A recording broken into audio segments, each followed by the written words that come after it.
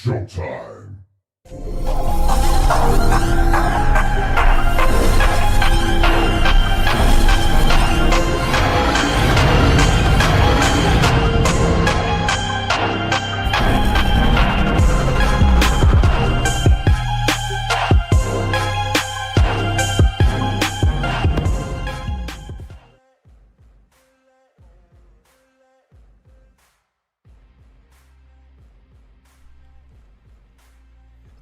Good morning, everybody. Welcome to JTraedz TV. We'll discuss all stock-related contents and much more. Guys, I do apologize. I got in a little, behind schedule. I was helping my neighbor outside work on his car. Had a little bit of car issues. We're going to get it rocking and rolling. We're going to go straight into the charts, guys. We're not going to go over any news, economics, but we do have the economics coming out, guys, in about 3 minutes. We have the consumer sentiments coming out, and we have the JOLTS data coming out at 10 o'clock. There's also going to be some important data to see on how it's going to impact the market. I did talk to one of my fellow traders I was looking at Tesla. One thing I liked about Tesla, let me hear him try to go to as quick as I can. I know I'm pushing behind schedule right now. I do like the uptrend setup that we do have setting up on Tesla from, what was this, Monday's build going into Thursday, Friday's build. We got like this little uptrend building. So I definitely want to see if we can get that break above that 400 level from 400 up to 4,250 up to 405. But the main price point I definitely want to see us get above is 405. Once we break above that 405 level, we do have room to push our way up towards 4750 up to possible 410 to see, like I said, but we will see what this consumer sentiments data is going to be about, because we know that's one of the main things that the Feds and them, they like to go off on, well, especially the personal income data. But consumer sentiments will be a very important economic, and we're going to see what type of impact it's going to have on the market in about 2 minutes, guys. 2 minutes. So don't forget, we have the consumer sentiments coming out, and we have the JOLTS data coming out at 10. So let's see how it's going to impact the market, whether it's going to be negative or whether it's going to be positive. If it's positive, we should be getting that push on SPY, holding above that 670 for that push right back up toward the 73.50s up to 74. If it's negative, we should be possibly falling back underneath the 670s, back on down towards the 668s and so forth. But let's see what's about to happen in about a minute, guys. In 2 minutes, guys. Let's keep everything on watch. No trades for me just yet, because I want to see if these price points are going to hold. We're going to get back above those price points, especially, like I said, Tesla. I want to see if we're going to get back above 400, get that push up to 4,250, up to 405. SPY, like I said, hold that 670 for that possible push back into the 673s to 674s. Why that price point, Jay? Because that was the range that we were in day before yesterday. We was in that little range right here, guys, right here. See that? 673.50, 674. Had those highs right around at 680. Just to see, can we get back in this little range up here? Back in this range to see if we're going to get a strong push, depending on what's about to come out on this data. If it's positive, we should start to catapult our way back into this range. If it's negative, we may stay underneath this range and go right back on down to the downside. So let's just see what's about to happen, guys. We got about 20 seconds. So gear up to see. Let's see what's about to happen. What type of impact we're about to have in about 10 seconds, guys. Whether it's going to be positive or negative. Let's see what we get. In a matter of 5, 4, 3, 2, 1. And here we go. Let's see what we get. If it's positives, we should start to push off of that 670s back towards the 672, 673s. If it's negatives, we should be cracking 670s right back on down towards the 678s down to 668s down to 666.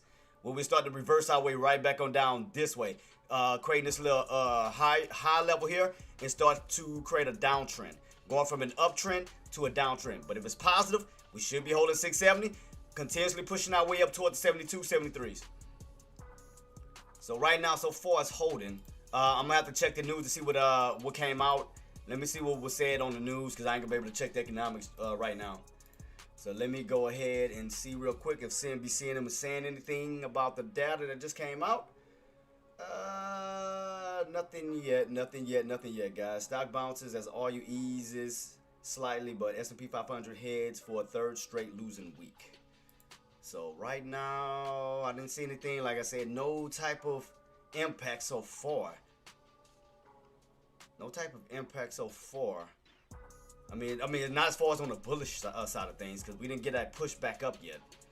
But watch this 670, guys. Watch 670. And I told you yesterday we was going to hit those marks, didn't I? I told you we was going to hit those levels. I told you yesterday, guys, we were going to hit those levels, and I called it out yesterday, and I did mark it right here. Told you guys yesterday, I marked it off. I said Tesla. Remember, we was anticipating that 395. Remember, I told you I wasn't long buys, I was short buys. I said, watch, guys, as soon as we crack that 397.50, you do have room to fall down to what price point? 395. SPY, as I told you on SPY as well. I said once we crack underneath that 68, remember that we was having trouble, we kept staying in that range. We cracked that 668, you do have room to fall down to what price point? 666. So we called those out. We called those levels out spot on. So we was on point with those. So we're gonna keep everything on watch. Will we get that continuation fade for the rest of the week, or will we get some type of bounce where we move our way back up? In order to get the ball rocking and rolling on the long side on SPY, guys, watch that 670. 670 we need to hold. But if you fall back underneath 670, that means that fade is gonna continue. That fade is gonna continue on down. Let me take a look at it real quick. How we looking as far as that inverted cup and handle pattern we talked about, that we've been talking about all week long? How we looking on that inverted? How we looking on the inverted? I mean, we came all the way down towards, well, this morning pre-market, we fell all the way down towards the 62s and then got our way back up towards the upside. If you notice, you did break above that 200-day moving average. Got your way right back above 668, 670. Taylor, good morning, Queen. Good morning, good morning, good morning, good morning. Look like SPY's finally found a way to break out of that downtrend that we were in. Watch that 660 level. Keep it on watch to see if that buying strength is going to soon come in and start to slowly reverse back up. But watch 670. If you fall back underneath 670, you will have room to possibly fall right back down to the 668. And you got to keep in mind, guys, we are back above 668. And you already know how important that level is going to be. Because remember, we stayed in that range back and forth between 670 to 668 yesterday. But now that we're on top of 668, buyers could utilize that for a possible pullback bouncing opportunity. So, and your 200-day has moved up towards that 668. So even as we pull back down, watch the 668 to see if those buyers are going to try to find some type of floor or some type of buying opportunity to see, can we see some liquidity grabs right here for that possible reversal back up if those buyers are going to step in today. I mean, I know right now we're still looking a little weak, but we are above some crucial levels. See right here, 670s. And if we do get a pullback, another pullback down underneath 670, watch that 668 level to see can buyers will try to utilize this area for a liquidity grab in between 668 and 670. So let's see if that liquidity grab is going to be somewhere in this little section. So let's just see if they're going to try to go for a liquidity grab, trying to hold. So watch in between here and here to see if those buyers are going to try to use this as a liquidity grab to try to reverse his way back to the upside. If they do not, if those sellers are still in control, sellers, you already know what you need to do. Crack back underneath that 670s, down to the 668s, back down to the 666. But you got to keep in mind, now we have broken above that trend line. You got to keep that in mind, guys. Remember that three-day downtrend we went on since Tuesday, Wednesday, Thursday, and now breaking out of that downtrend Friday's pre-market on up. Now we done crossed from the bearish side of things to now the bullish side. So they may try to utilize these price points to try to hold the floor or try to create an area as we go into next week where they could try to utilize that bad boy to reverse. So watch that in between 670s down towards that 668 to get the ball rocking and rolling. They'll see if buyers are going to try to go from some type of liquidity grab. Because you can see right here we had these bounces, 666, 666, 666. We cracked that 666 down towards the roughly 62.50s, but then we got right back above what price point? 666. So right now that's still considered a floor because we're holding on top of it. Now could we go down to it to test? Yes, but like I said, at this moment we're holding it. We're on top of that bad boy. So what we're trying to, okay, my bad. Basically what we're trying to see is if buyers are going to try to set themselves up for a possible reversal going into next week. So they're going to have to hold these floor levels to try to see can they go for a transitional change from a downtrend to an uptrend going into next week. Basically using these bottoms to try to get the start up for a possible uptrend build going into next week. So that's the main thing to see if they're going to try to hold if the buyers are stepping in today. But right now, here we go, guys. As I told puts, watch that 670 level. If we do crack 670, the next level on down is going to be towards that 668. Right here. Watch 670. those sellers do come in, we'll get a further pullback down towards 668 possible areas. Keep that on watch. So shout out to my puts right now. We need to crack 670s down to 668s if you want to get that continuation pullback. Sorry about that, hit my mic. So right now, I mean, everything is still looking weak. I was expecting. Well, I still think that Tesla, man. I'm gonna keep it on watch because you already know how buyers like to do on Fridays. I'm still keeping everything on watch to see if Tesla gonna try to go for a reversal. Cause I just want to see if we're gonna if buyers are gonna try to go for that 400 retest again. Because again, if we do break above 400, next level up is 250 up to 405. Because I just want to see, because like I said, normally on Fridays, excuse me, normally on Fridays they like to go for some type of move. But we'll see if they're gonna find a way to push their way back up, or will we continue on down? Now, if we continue on down, shorts, you already know on Tesla, still underneath that 400 for that pull right back on down towards that 397.50. 397.50 from 397.50 down to 395. Right now, we're already underneath. Well, we're testing right now 397.50 at this time. But if we successfully crack 397.50, which should give us a third red candle, the next level on down is going to be down towards that 395. So keep that on watch. SPY, like I said, shorts need to crack that 670 for that possible pullback down towards 668. You do got VIX trying to retest that 2550 now underneath it. Keep that on watch. Let's see how that 2550 is going to react now being underneath that price point. Will buyers break back above 250 and push up, or will we get rejected at 2550 and pull back down? You already got 3 candles up towards the upside, 2550. Remember, you got a starter, you got a continual, and you got a finisher. That finisher candle should be trying to break above that 2550 on VIX for that possible push up towards the upside of 2060. There you go.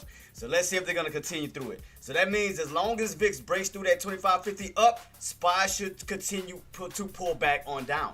So that means that we should be pulling back underneath that 670 down towards that possible area of 668. But as long as they stay on top of the 2550, so be mindful of that. Now the only difference though today on VIX is now your 200-day is up here.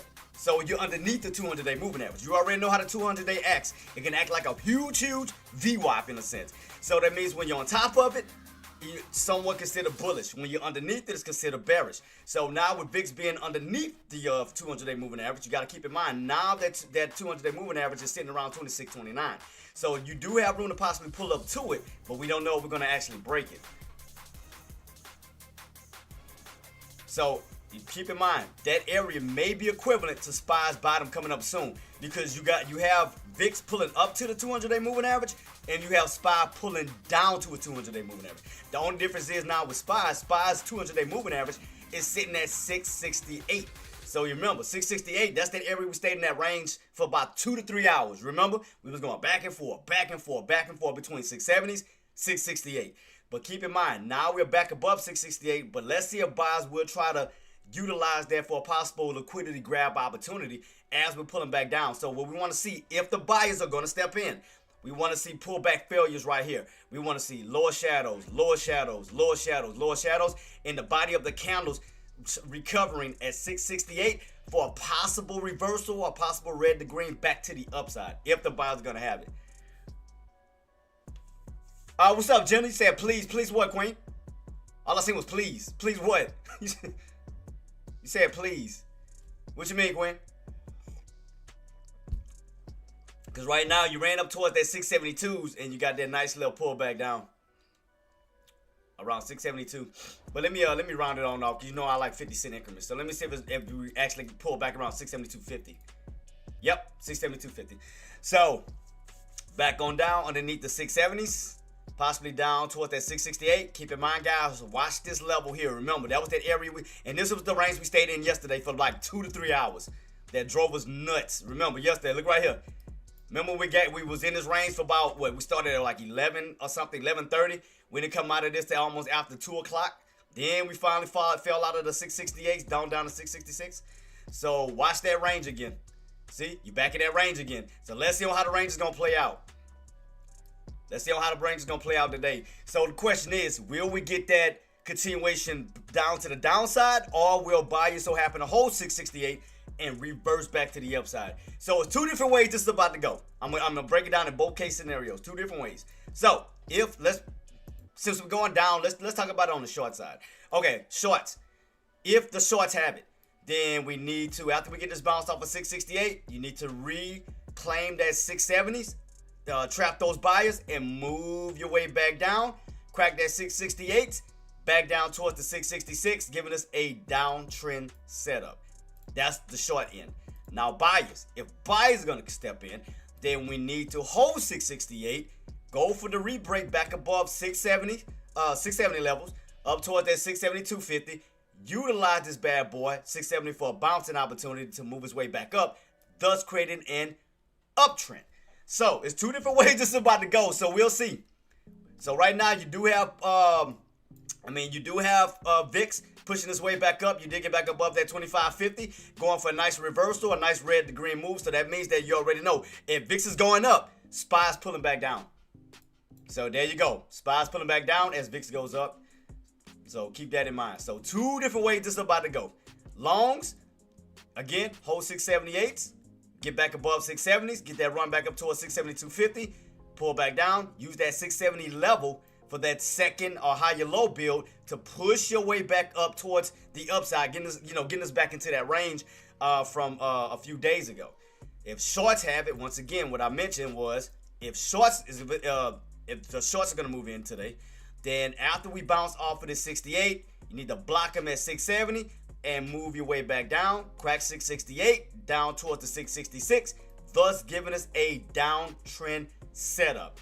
That's what we want to see on both ends. So keep your eyes peeled to see who's going to take over. So now being underneath 670s, puts, you need to hold that level down. You need to keep those buys, prevent those buys from breaking back out. Move your way back on down towards the 668s, possibly down towards the 666, bring you back down towards that downtrend setup right here. Because you got to keep in mind, guys, we broke out of the downtrend, but you do have room to fall back down to the downtrend to retest it. And what price point is sitting around that downtrend? 666. Cause earlier today, 150, hoping we stay. Yeah. Okay, PP. So from this point on, we're back in that range that we were in yesterday, right? So if the sellers are gonna have it, they're after now blocking those buyers at 670, 672.50. Now being back underneath 670, this is the area that those sellers need to block, right? Because once we get a little bounce back up, you need to block these buyers right here. Create a brick wall right here. 670, 670, 670. Move their way back down. Crack that 668. Move their way down towards that 666 where you will get that continuation fade. So that's what you need to happen if you're long ups or short buys and want more downside to occur. Because you got to keep in mind, we want to now recrack that range that we did yesterday. See how we kept blocking those buyers at 670s? 670s, 670s, 670s, and then we moved our way down towards the 668s. You remember, the buyers were fighting right here at 668. They wouldn't allow those sellers to crack it. So until damn near 3 o'clock, or after a little bit after 2, we finally got that crack underneath 668, and then got that pull back to what? 666. So notice your whole entire range: 670 tops, 668 mid, and 666 bottoms. Look at your range. Look at your whole entire channel right here. From 670s down to 666. Where we at right now, BP? We back in that range again, boss. Because you're back underneath 670s. Mid areas, 668. Bottoms, 666. So we back in that range again. They couldn't. The buyers couldn't hold above that range. See, you fell right back into it. So that shows signs of weakness. So right there is already showing a clear sign of weakness that we couldn't hold. Not let alone we couldn't even stay above 670s. So that's showing weakness within itself. So that is showing weakness within itself at this moment. So right here, guys, fell right back in this range. Yesterday's range. 670s, 668, 666. They tried to break out of that range up towards 672s. Couldn't hold it. Fell right back on down. So now you're back in this range from yesterday, guys. So keep those price points in mind. You have room to fall back down to what? Your mid area. What is your mid area? 668. So in the same sense, if those sellers don't take out 668, we may see another little range again. Another little range. But again, sellers, hold down 670s, pull them right back on down, take out that 668, and yank them down towards 666 on the short side. And then VIX, look at VIX. VIX is picking his way back on up. Look at this, picking his way right back on up towards the upside.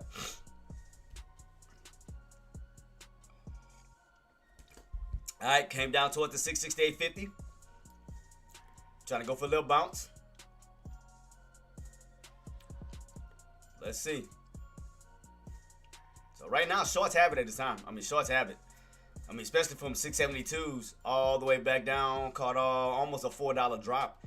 Because from 72s down to 70s, that's $2. And then from 70s down damn near towards the 68s, that's an additional $2. Thus giving you a $4 pullback and a $4 profit on the short side. Tesla couldn't get that break back above 400. Remember the area I told you guys? From 400, we need to take out 670, 97.50 down towards what's going to be the next key level, guys. Going to be that 395. So even that's showing weakness. But watch these bottoms on Tesla as we come back down. Watch these bottoms. Let's see. If we want that continuation, we got to get that full pull back down towards 395. And look at SPY. What I told you. What I told you guys. 668. Why would I lie to y'all? Bam! Why would I lie to y'all? 668, baby. BP. Called it. 668, baby. Right back to that mid area. 668. Bow. Right back to that mid. I told you. I told you, if sellers have it, you need to go from 670s, 668. From 668, we need to crack that all the way down towards that 666, bringing us right down to that trend line, right down to this downtrend. Now, could buyers try to go for a trend line bounce? Could buyers try to go for a trend line bounce at 666? It's a possibility where they can use that downtrend and that 666 for like a double support to try to move their way back up to 668. Queen, what I told you about those little areas? What I told you about them little areas? Look, Nadia, look at the whole number, Queen. Look at the whole number. Nothing wrong with 676, 667.82. Look at the whole number. What is the main psychological level, Queen? 668. Because where's the body of the candle trying to recover? 668. Yeah, you're going to have some lows down here, but your recovery is 668. They're playing off of psychological price points. That's just like yesterday. Remember, we was in that range yesterday. Remember, we was going back and forth between what price points? 670s, 668, right? We was in a $2 range. So now we're cracking 668. Yep, 668, mid area. Remember, now, as long as those sellers keep coming in, but now we want to go from the upper portion of that range now to the bottom portion of that range, which is what? 668 down to 662. That's another $2 drop. So, but watch 668 first, because remember, guys, I told you that 200-day moving average is sitting right around 668, and you already know we was in a range for almost 2 to 3 hours in between these two price points. So already was 668, because you already know those buyers kept trying to step in right here. And like I told you on Tesla, watch those bottoms too, right here. Watch those bottoms. Watch that 395. Watch 395. And also watch your VIX. You're running up to your 200-day moving average, but the difference is you're underneath the 200-day moving average while SPY is on top of its 200-day moving average. Keep in mind, because they can still be utilized for a possible support bounce right here, because you're on top of the 200-day moving average, because that's going to be a very, very strong indicator. Vice versa, just like on VIX, you're underneath the indicator, which can act as a what? Resistance. So as you go up, you see, and notice, you got what? Consecutive green candles up. Remember, when you see consecutive green candles like this, what did I tell you guys? You're going for a targeted price point. So as we go up, and hit right around that 200-day moving average, let's see, can we start to see a candle transition, green to red move? And what are you seeing on SPY? Green to red. I mean, on red to green. One is a red to green, and the other one is a green to red. So you notice the candle transition as it gets towards that 200-day moving average. You notice? Right here, we bounced right up to 200, and I told you watch 668, right in that range. I told y'all be prepared for that one. VIX, I told you watch that 200-day moving average. The fact that you're underneath that price, underneath the indicator, one can act as support, the other one can act as resistance. And remember, puts. In order for us to get that continuation sell-off, you got to crack underneath what price point? Get underneath that 668, put us in that lower range of 668 down to 666. Because you want to go from this area, let me fix it right now. See, right now, you in the upper portion of the channel right now. 670s, 668. You see where the buyers are coming in at, right? Sellers, you need to take out 668 for us to move now to the lower portion of that range. And again, could buyers go for a possible bouncing opportunity off this trend line in at 666? That could be the next area where they may try to step in at. Because you got to remember, that trend line itself can also act as support and resistance too. Jay, what do you mean? For example, if we get a pullback all the way down towards that trend line, watch to see if buyers would try to step in right around that 666 and that purple trend line to see if they're going to try to go for a bounce back up towards the upside. Because you got to keep in mind, now that you broke above that trend line, we're going from the bearish side of things to now the bullish side of things. And you see on how when you're underneath the trend line, how it can act as resistance.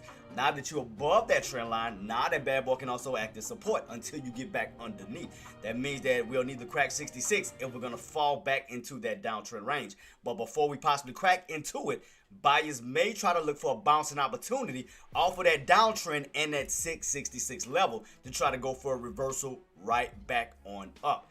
You got to keep that in mind. If sellers, again, if it's still going to be a strong selling momentum today, then after 666, sellers, what's going to be your next resistant area that you need to block? 668. 668, back on down to 666. Again, creating another what? Downtrend setup. So that's why those price points are going to be very important. However you look at it on both sides of the fence, if you're long buyers or short buyers, keep in mind, these levels you can use to the best of your ability. You can use 668 as a possible bounce. You can use 666 as a possible bounce. And then once being underneath this 668, you can use that as a possible rejection back down to 666. But right now, we in this little upper portion of this range right here between 668 because buyers are holding and what? 670. So basically, you are back in what? You're back in this old range from yesterday. Well, again, when we was in this range for over 3 damn hours, that drove us all nuts. It was going back and forth, back and forth, back and forth, back and forth until we finally cracked what price point? 668 down towards 666. Yeah, so now you get it out here. You can utilize those price points to the best of your ability, depending on the direction of the market. So we already know now we're pointing downward because you're underneath what price point now? 670, right? That's resistance. But you're bouncing off of 668. That's support. So in other words, what that causes? A range, right? That causes a range because 668 is holding, right, on the downside, and 670 is holding on the upside. That's creating a what? A range because your sellers are sitting at one price point and your buyers are sitting at one price point. Now, again, if sellers gonna, let's just say, for instance, I'll break it down in both case scenarios. Like I said, let's just say today is still a bearish day. Let's just say today is still a bearish day. So, yeah, so let me just say right here, Queen, if today is a bearish day, then after we bounce on up, sellers need to come in right at 670, block that level, create a breakout failure. Breakout failure. We may see a little bit of back and forth, but then sellers need to come in come in aggressive and yank them down to 668, down towards 666, because now you're going from that. And then if you think about it, if this occurs, you'll have somewhat of an inverted cup possibly setting up. Why? Because that 670 cannot get rebroken because you'll be topping out 670, 670, 670. Because notice where your bottom's at right here in pre-market. It's all the way back down towards where? 662, right? If we get that pull back down from 670 from this point on, back on down to 668, 666 on down, that's creating a what? An inverted cup because you can't get back to the upside. We don't have enough buying strength to get our way back up. So that's going to create a cup within itself within this intraday session. So just take your time and understand how to read it. Just read between the lines. Read between the lines very carefully. Just read it.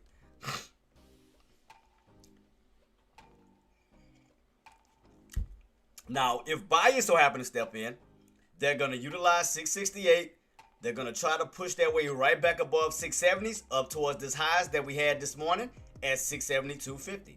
Because you already know the buyer's goal is to get back in that range of 673.50, 674.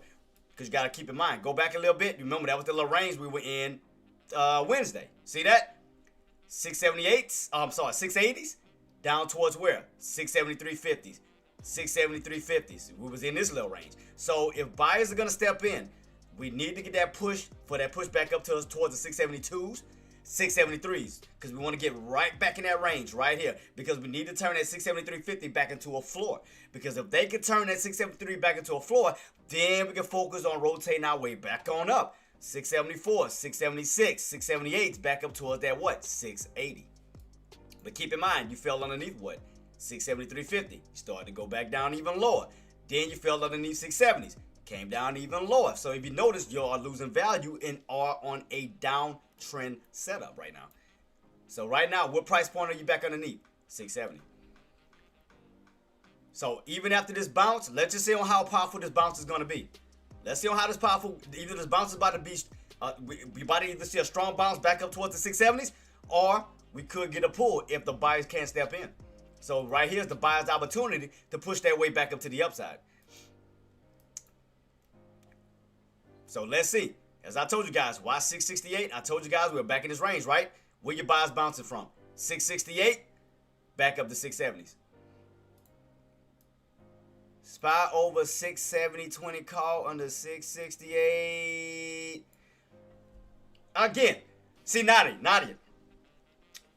Nothing wrong with that. Focus on the whole numbers. Forget the increments. Forget the little cents. Bump that crap. Again, what SPY needs to do, 670, no. Not 670, 20.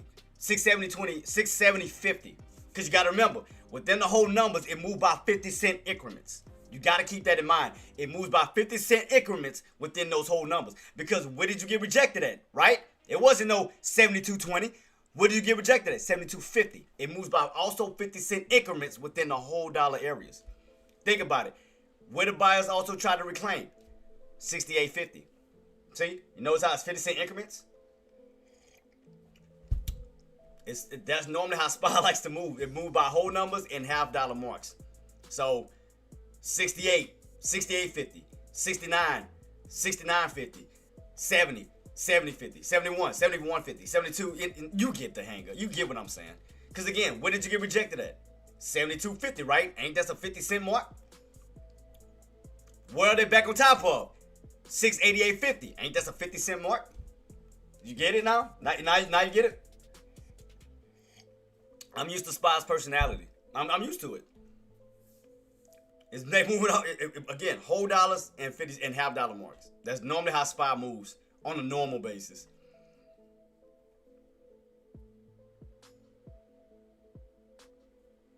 So right now, 68 is holding, guys. As I told y'all, may see a possible transition right here, 668, because buyers could be sitting here trying to go for that push back up towards that 670. So, but keep in mind, guys, we're back in this range again. Back in this range from yesterday. So here we go. So here we go with this range again. Here we go. So how long are we gonna be in that range this time? It better not be no damn 3 hours. I know that for sure. Especially on a Friday. Hell to the no. Like I said, puts. Next level that you want to block, if you want to see more downside, is what? 670. Because now 670 is no longer support. Now is what? Consider what? Resistance. And also keep that in mind, Nadia. The 670s, remember, every whole number acts as a natural support and a natural resistance. Because think about it. You're trying to go from the 660s now into the 670s. But you got to cross 670 first in order to get to the 670 increments. 671, 672, 673s, and all of that crap. But what's the first thing that you need to cross? 670, right? Because you're going from the 660s now into the 670s. So buyers will need to break back above what price point? 670s. But what is going to possibly be resistance at this time? 670. Also, what is lined up with your 670? Your VWAP. So that's creating a what? Double resistance. So you got your VWAP lined up with what price point? 670s, where sellers may seize an opportunity to go for another trap, where they can possibly trap buyers if the buyers do not break out. So as you're going up, remember, you got three, count your candles. You got 1, 2, 3, third candle trying to push his way up towards that 670. But keep in mind, you're underneath the VWAP and you are underneath that 670 that could act as a double resistance if those buyers cannot break through. So let's see how this last candle is going to finish.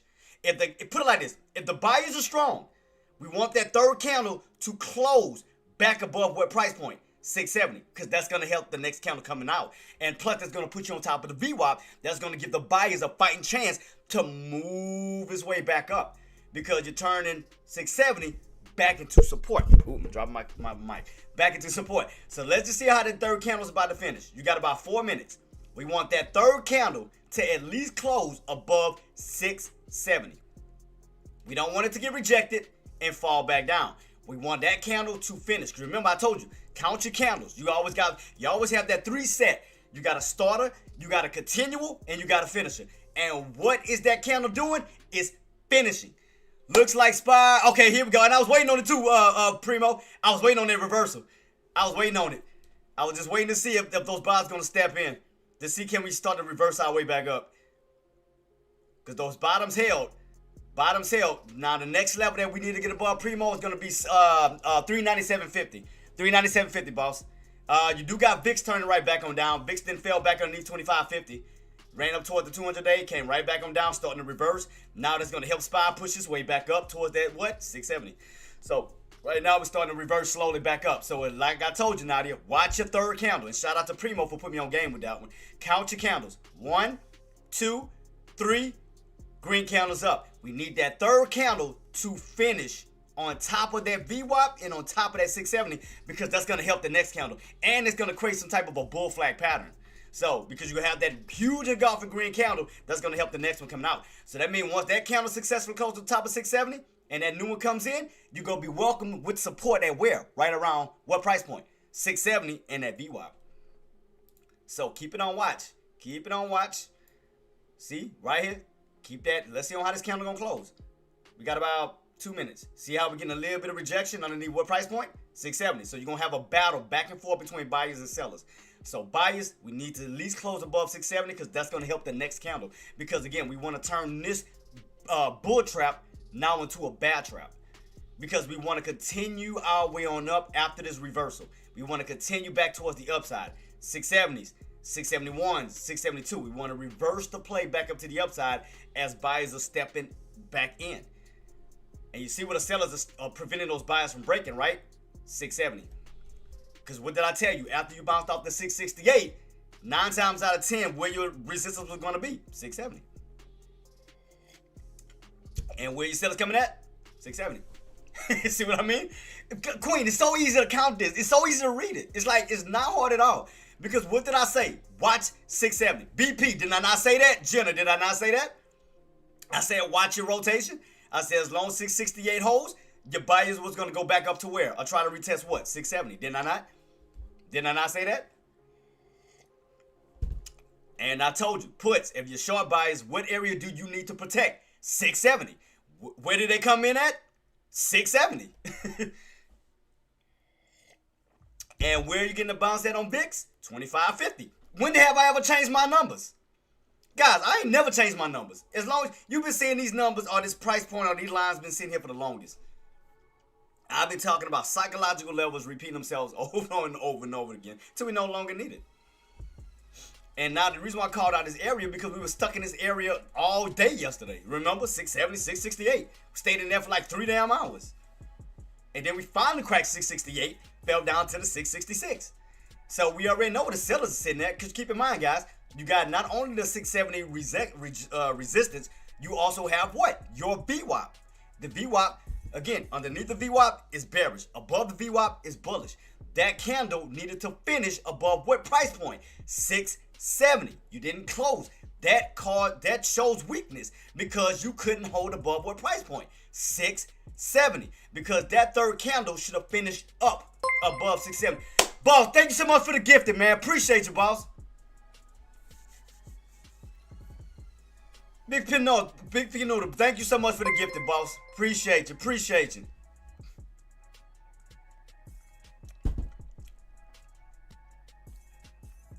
And look, Pinot, what we talking about, BP? What was that next resistance? Where those sellers come in at, boss? 670.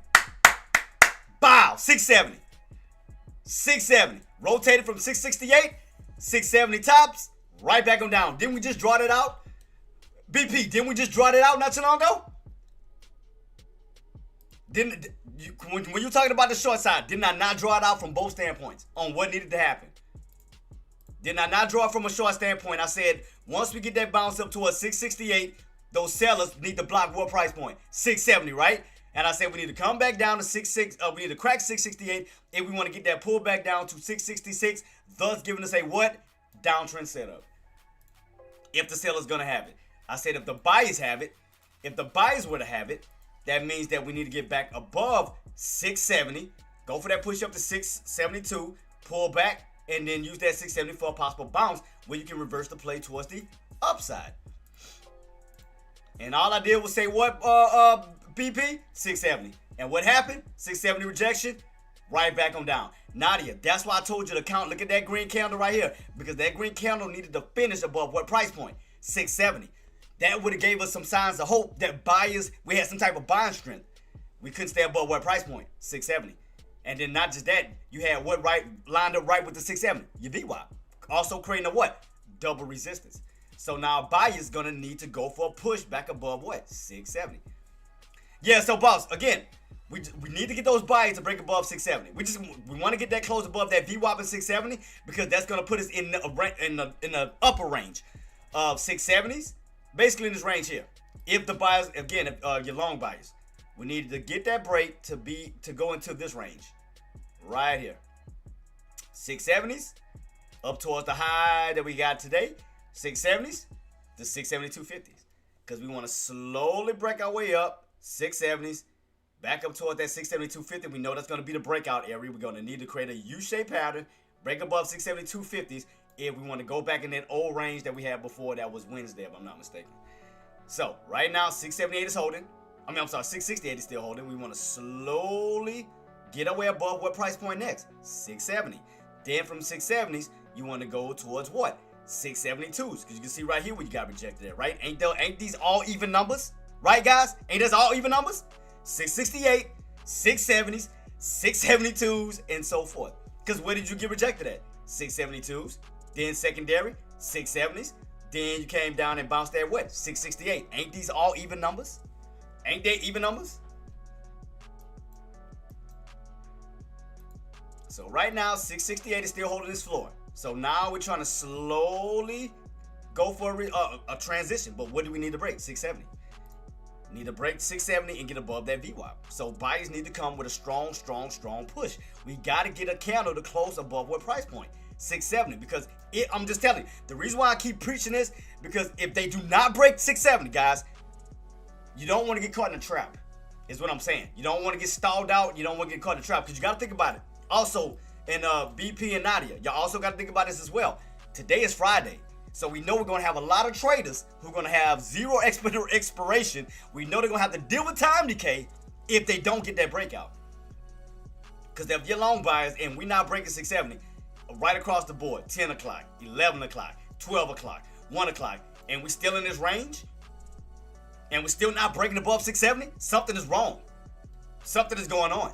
Something that, for us to still not break 670 and we still in that range for over 3 hours. Think about yesterday. How long did we stay in that 670, 668? Damn near 3 hours. Because it was what? We started around 11:30. Then we didn't finish to damn near 2 o'clock. And then we finally fell. So think about how many traders that had zero DTEs that was anticipating that we was going to break back above 670s on a zero DTE. And all those contracts did was get ate up, time decay. Their contracts became worthless. And then all of a sudden we get a drop back on down. 668 down to what? 666. So far from what I'm looking at is I see lower highs. I don't see a high or low just yet. I see lower highs. You have this high here, then a lower followed by a lower high here underneath 670. And BP, look, bam, we just said it. We just said the trap. 670 down, back down to what? 668. Then we just, come on, man. We just talked about the trap. From 670s, and what did I say? Sellers need to block 670s and bring them back down to what price point? 668. Man, let's go, man. We literally just talked about it. Rotation, baby. Ranges. Look at the setup. I said, man, the market still looks weak. I see lower highs. I said, guys, watch 670. Watch 670. Watch 670. Come on, man. We literally just talked about this trap setup right here. Because I told you guys, what was the game plan for shorts? As we was getting that 68 bounce, what did I say? I said, you're going to bounce. I said, look for a possible bounce off of 668.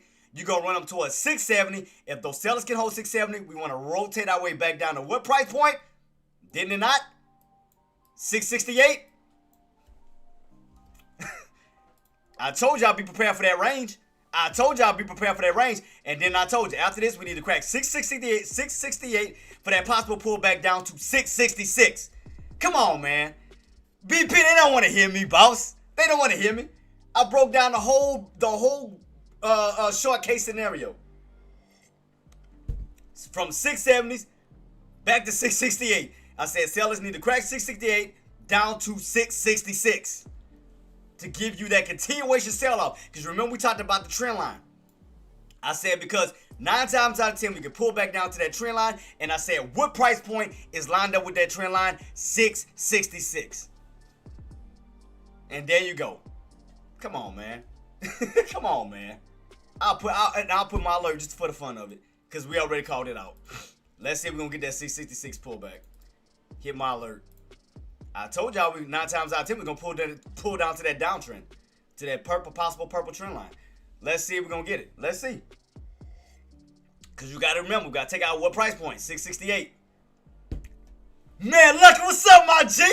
That's my other boy, man. Shout out to my guy. Makes no sense for the market to be up in the first place. Queen, think about it. That's nothing but what? Taylor, that's traps. You need it to go up. Think about it. Nothing is wrong with it going up. You need it to go up because what is that doing? That is bettering your entry. That's giving you more reward than risk. Wouldn't you want it to go up into a trap so you can be in a better position? When you want to go up, when you want to set your put opportunities here, when you have more money to make back down? Queen, think about it. Let them set them traps because we've seen the overall setup over the week. Exactly.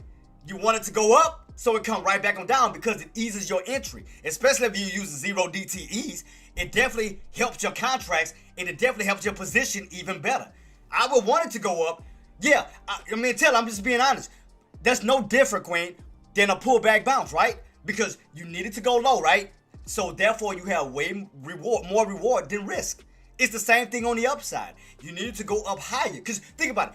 Think about the chart in reverse, right? So think about if we would have turned this chart upside down and your put is actually bouncing at 672.50 while your calls are getting rejected at 672.50. So if you turn that chart upside down, on your put side, you'll be actually bouncing. You'll be catching the better side of that move from 672s as your puts are moving up towards where? 666. Tell me I'm lying. Tell me I'm not going to flip my chart. Tell me I'm lying. Tell me I'm lying right now. Right now. Watch this. Tell me I'm lying right now.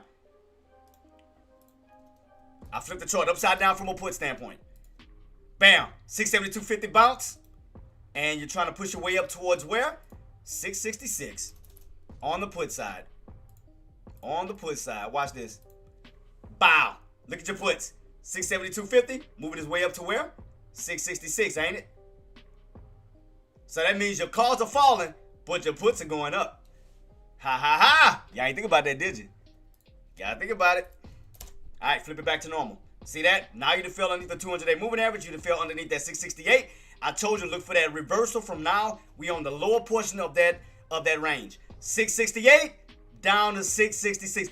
Lucky, have we not been calling the same numbers over and over and over? Yesterday, what did I say was going to fall down to yesterday, boss? Even though we was in that damn near 3-4 hour range. Didn't I not say in due time we was going to crack that 668 and was going to fall down to 666? Same thing I said on Tesla. I said if Tesla cracks that 397.50, boss, we was going to pull down to what? 395. Didn't we not?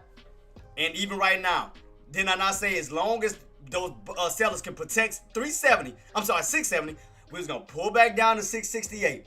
From 668, we do have room to fall down to 666. That's going to pull you right down to that trend line. Called it. Come on, man. And look at that. Look at that beautiful play. Look at this two-legged pullback. Ain't that beautiful? Ain't that beautiful? Look at that. 670s, 668 in the same chain, in the same range. Now we on the lower portion of that range. Guys, I done helped you guys out. Man, look at this. Now we on the lower portion. Now you done cracked the mid area with room to fall down to the bottom area of 666. That'll put you right down to where that trend line at.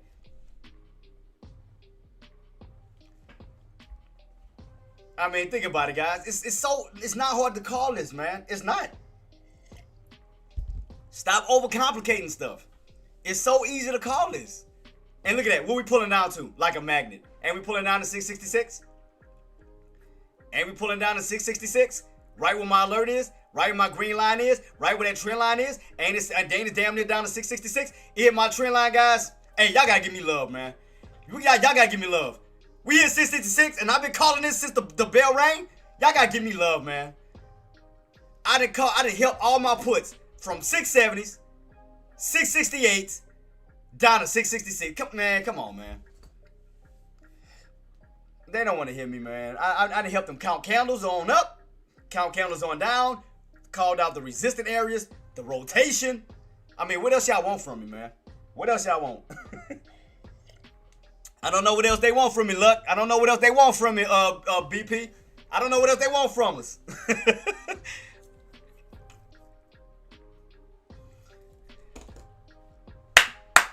Come on, baby. Give us 666 for the team. Let's go. We got about 46 to go. 36 to go. Come on, man. Keep that pullback on. Let's go. Let's go. Let's go. Come on. Come on. Keep pulling. Keep pulling. Keep pulling. Come on. Come on. Because, I mean, look at VIX. VIX is going up. Look at this. VIX is on the rip. So that means SPY's going to go back down. Let's see. Keep it on watch. Let's see. Let's see. Come on. Come on. You may get a little bit of back and forth, but you're still in that range of 68, 66. A little bit of a bounce. A little bit of a bounce. A little bit of a bounce. That's crazy. We talked about when we was in the upper portion of that range. Now we're in the lower portion of that range. Because I told you to be mindful of that trend line and be mindful of that area where your buyers was going to try to go for another bouncing opportunity. And what are they trying to do? Try to buy back up. How low did we go? How low did we go? How low was this candle? 666.29. 666.29. So let's see. Let's see.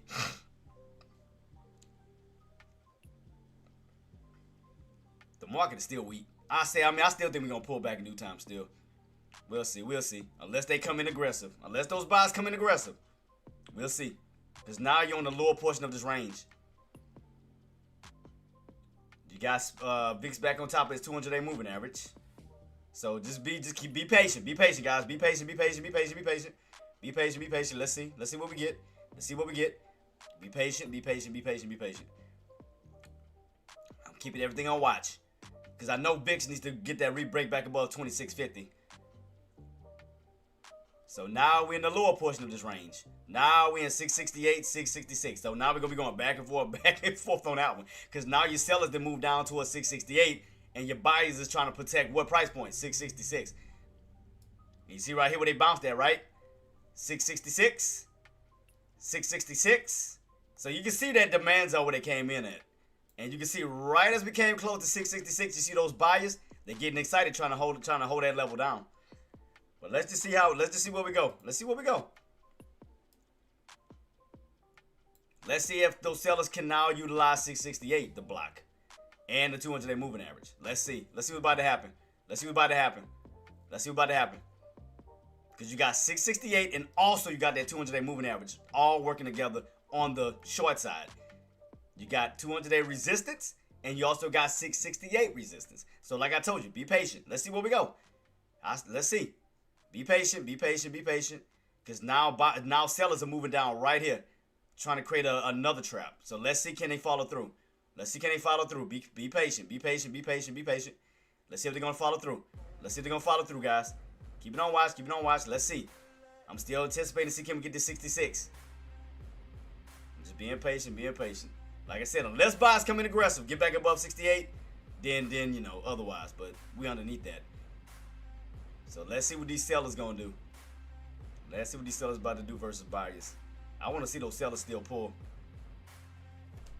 Let's see what we get, guys. Let's see. Because now the buyers got a lot working against them instead of working with them. Because you got to think about it. You underneath the VWAP, you underneath the 9 MA, you underneath the 20 MA, you underneath the 50, you underneath, and also underneath now what? The 200-day moving average. You underneath the 200-day moving average. And look right here what VIX is doing. VIX look like it's setting up a bull trap. Bull flag pattern off of that 200-day moving average. If those buyers step in right here on that 200-day moving average and push up, VIX should be breaking back above 2650 up towards 27, where they're trying to utilize that 200-day to push. But let's see. Let's see if they're going to do it. And you already know, if VIX pushes up, SPY's going to continue on down. So watch this setup. Watch that 200-day. Let's see if those buyers are going to utilize the 200-day for possible push opportunity. Because now you're back above the 200-day moving average on VIX. So they should be pushing up towards 2650 if they're going to take advantage. And there go that pull. There go that pull. I told you, be patient. Let's see if we're going to hit it. I'm still waiting to see. Because I want my alert to go off. I'm still waiting on the 66 hit. I'm still waiting on 66 to hit. And they're going to push. They're going to bounce on VIX. 200-day moving average bounce. Bow. Let's see. Come on. I'm just waiting on my alert to hit. Because you know me. I like to get full confirmation. So I don't let my team down. I want my alert to hit. I want to hear it. I want to hear my alert go off. Because this is pointing in the right direction that we anticipated that we were going down. Come on, 66. 66. Come on, baby. I want my alert to hit. I want that hard pullback coming. I'm being patient, guys. I'm being patient. I'm waiting it out. Waiting it out. Being patient. Patience is the game, guys. Patience is the game. I'm trying to see, can we get that pull all the way back down to 66 itself? Because I want my alert to hit. It's trying to. Where we at? 66. See, all right, 66.50. 66.50. All right, let's see, can we crack into the 40s? I want to see 66.40s. All right, here we go. Come on. Slowly cracking into the 40s. 66. Come on. There we go. 66.40. Come on, keep going. I want my alert to hit. Because we like right by it. We like right here. But you can see where those buyers are trying to step in at. I mean, you can see where that demand zone is at. Because you can kind of see where buyers are stepping in.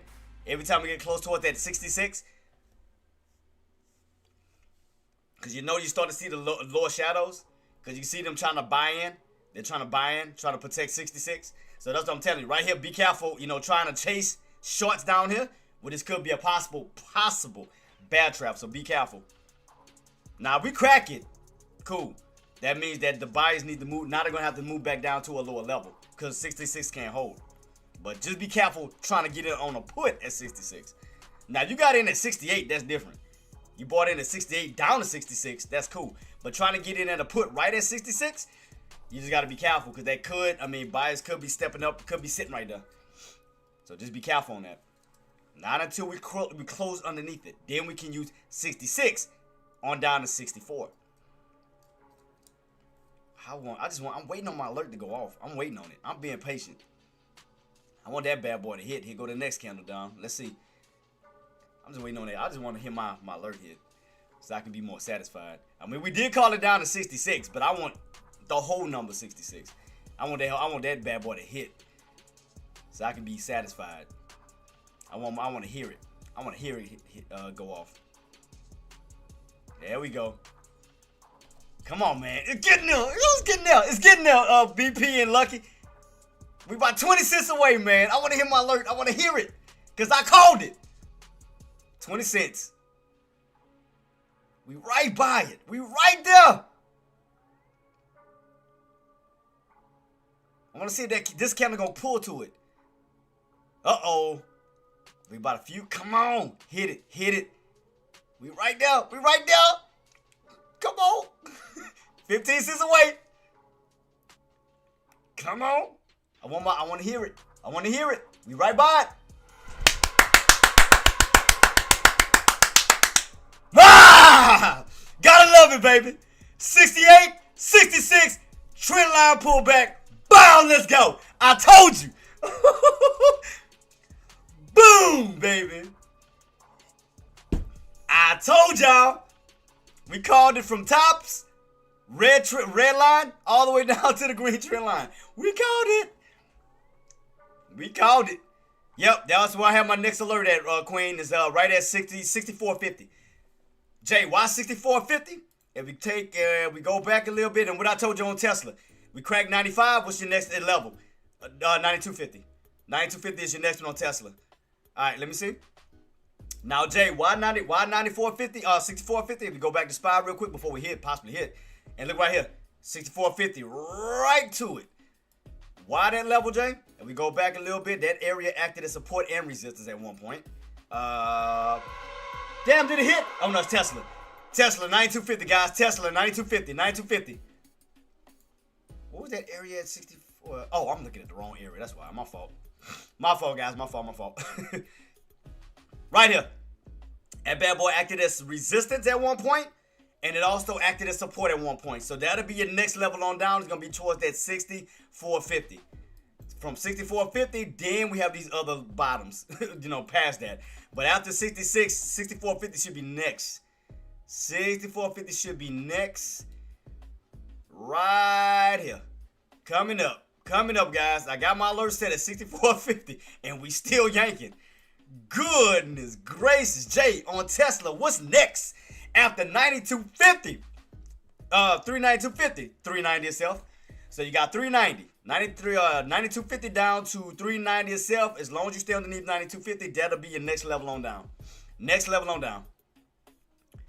SPY is trying to see if we're going for that 64.50. Right where my alert is at. 64.50 is next. Woo! This is crazy. This is crazy. Let me look at it on a weekly. How we looking on the weekly? Ooh, I know that weekly. I know the weekly looking ugly. Ooh, and I told you guys that we was gonna see a third. And BP, Nadia, Lucky. Didn't I not say we was gonna possibly have a third red candle on the weekly as well? Look at that. Third red candle. 1, 2, 3 on the weekly time frame. And then I got that 650 lined up at the bottom this way. Remember I told you we could expect a pull, an indicator gap fill from that 13 EMA down towards that 50. And we're damn near close. And those bottoms is all the way down towards 650. So could we continue on down today? Holy crap. Falling. Let's see. Let's see. But watch that. But be careful, guys. Watch that trend line and watch that 66. Because if buyers do step in, let's just say they do step in, they're going to try to build their way back up right on top of 66. That's going to create a lower shadow because they're going to try to go for a downtrend bounce and at 66 if the buyers step in. But if sellers can successfully keep them underneath 66, then yeah, we will continue on down towards 64.50. We got about 30 seconds till this candle closes. And look like, yeah, so look like they're still holding, they're still going to be holding them underneath 66. So that's still good on the short end. So that means after this candle closes, we should be continuing down this way.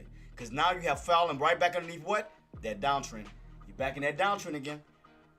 That little 3-day downtrend we've been in, we could be adding day number 4 to it right about now. All right.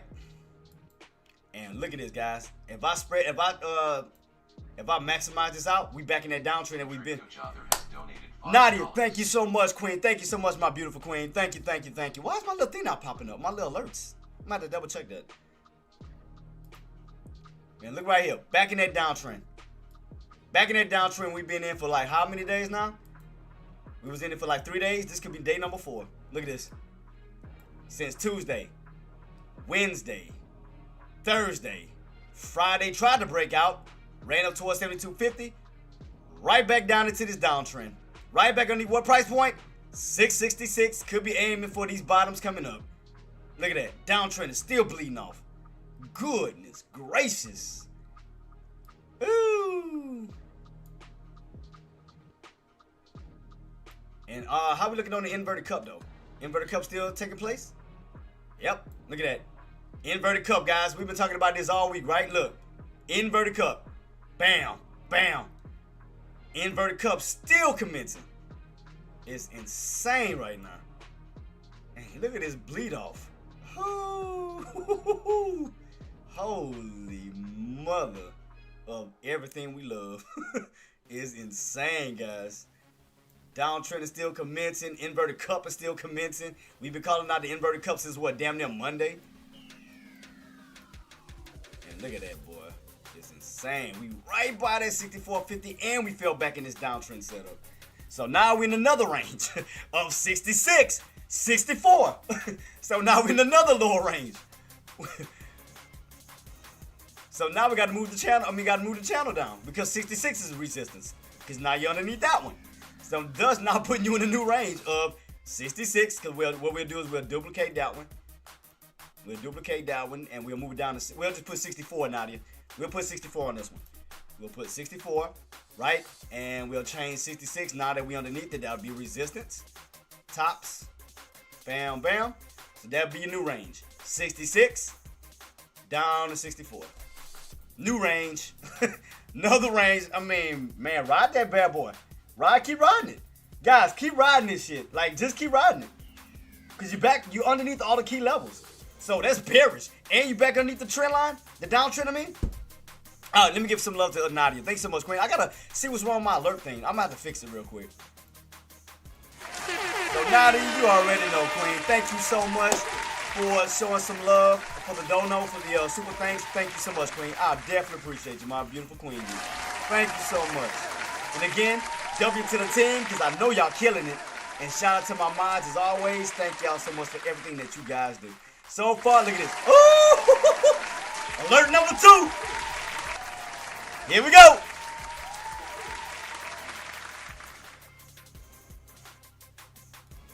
Ooh, boy, it's just tearing up all my alerts today, ain't it?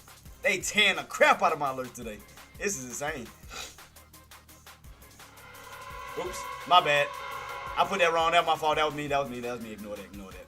I gotta put it down, not up. Yeah, below. There we go. 64 itself. So I'm gonna put 2 more alerts, and I still then got some more still fall. But let's see. I got 2 alerts set. It came right down to our 64.50. But I told you why 64.50 because that area can act as support and resistance. So why 64.50? So let's see. Because remember we took a look at that price point on the 1 hour time frame. So let's see. Man, this bad boy just been bleeding off. Cool. Could you imagine getting in at 72s on down? That's almost $10. I mean, damn near $8 drop. $8 drop on y'all end. That is crazy work. Let me take a look at VIX, those tops. I got 27.30. Up towards 27.30. And then after that price point, let me take a quicker look at that, Queen. Yeah, right here. 27.30. And then once you get that break above 27.30, then we have these upper areas around that 28.28 level. So 27.30 right here first. So we may run up and get a little pullback and then set up for a bounce. The pullback bounce may occur around 26.50. So we may get rejected if we don't go out. If we don't follow the way through, we may get rejected. Pull back. Watch around that 26.50 to see if they're gonna try to go for a bounce to re-up back to the upside. But that's crazy though, Nadia. We call this. I mean, shout out to my team, man. Shout out to the team, man. So far, so good. Y'all nailed it. I mean, it's been a beautiful play. I mean, definitely been a beautiful play so far. I gotta give it up to y'all, man. Y'all killed it. I mean, shout out to my team. Y'all held on. We called everything out to a science. You know, I told you guys what to be aware of. You know, what price points. All you, Nadia. All you. You stuck to you. And that's what I'm talking about, Queen. And look how easy it was. You didn't stress yourself out. You stuck to the price point. And you understood the rotation. Not just that. You understood what momentum we had today, which was bearish. So, and that's what it's all about, Nadia. It's all, just gotta stick to that. And look how much more money you can make each day like this. Think about it. So, okay, look. Let's go to that little, let me go to it. Where's it at real quick? Let me go to it. So, think about it.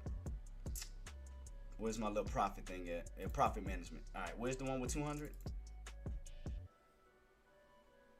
So if you make, just say for example, you're making $200, up to $200, that's level 3. You're doing this on a daily basis. On the weekly basis, you're making $1,200. Bi-weekly, you're making $2,500. On a monthly basis, you're making $5,000. And on a yearly basis, you're making $63,000.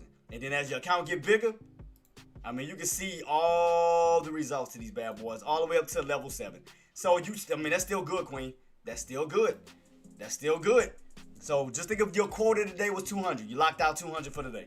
All right, you do another one going into next week. You do another 200. Do another 200. It's just constantly growing. Slowly growing. I'll help you with that, Queen. But like I said, this whole week has just been bearish. I mean, it has. It has been bearish. And I've been pointing that out. Even yesterday, I was telling y'all. I said, man, the market is bearish. I'm not going bull. I'm not going long. Yeah, 200 is still nice. I mean, that's still a blessing. You didn't have to wake up, put on a uniform, work for an annoying job you don't like. You made that from the comfort of your home, Queen. That's still a blessing. Shout out to one of my goatess. Oh, man, he's still calling my phone. He's still calling me to still work on his car. I'll call him back later. I know y'all hear my phone ringing. I gotta ignore it right now. I'm in the live stream. I can't do it right now. You're gonna have to wait. Gotta wait. So shout out to my lady Nadia. Congratulations on your profits.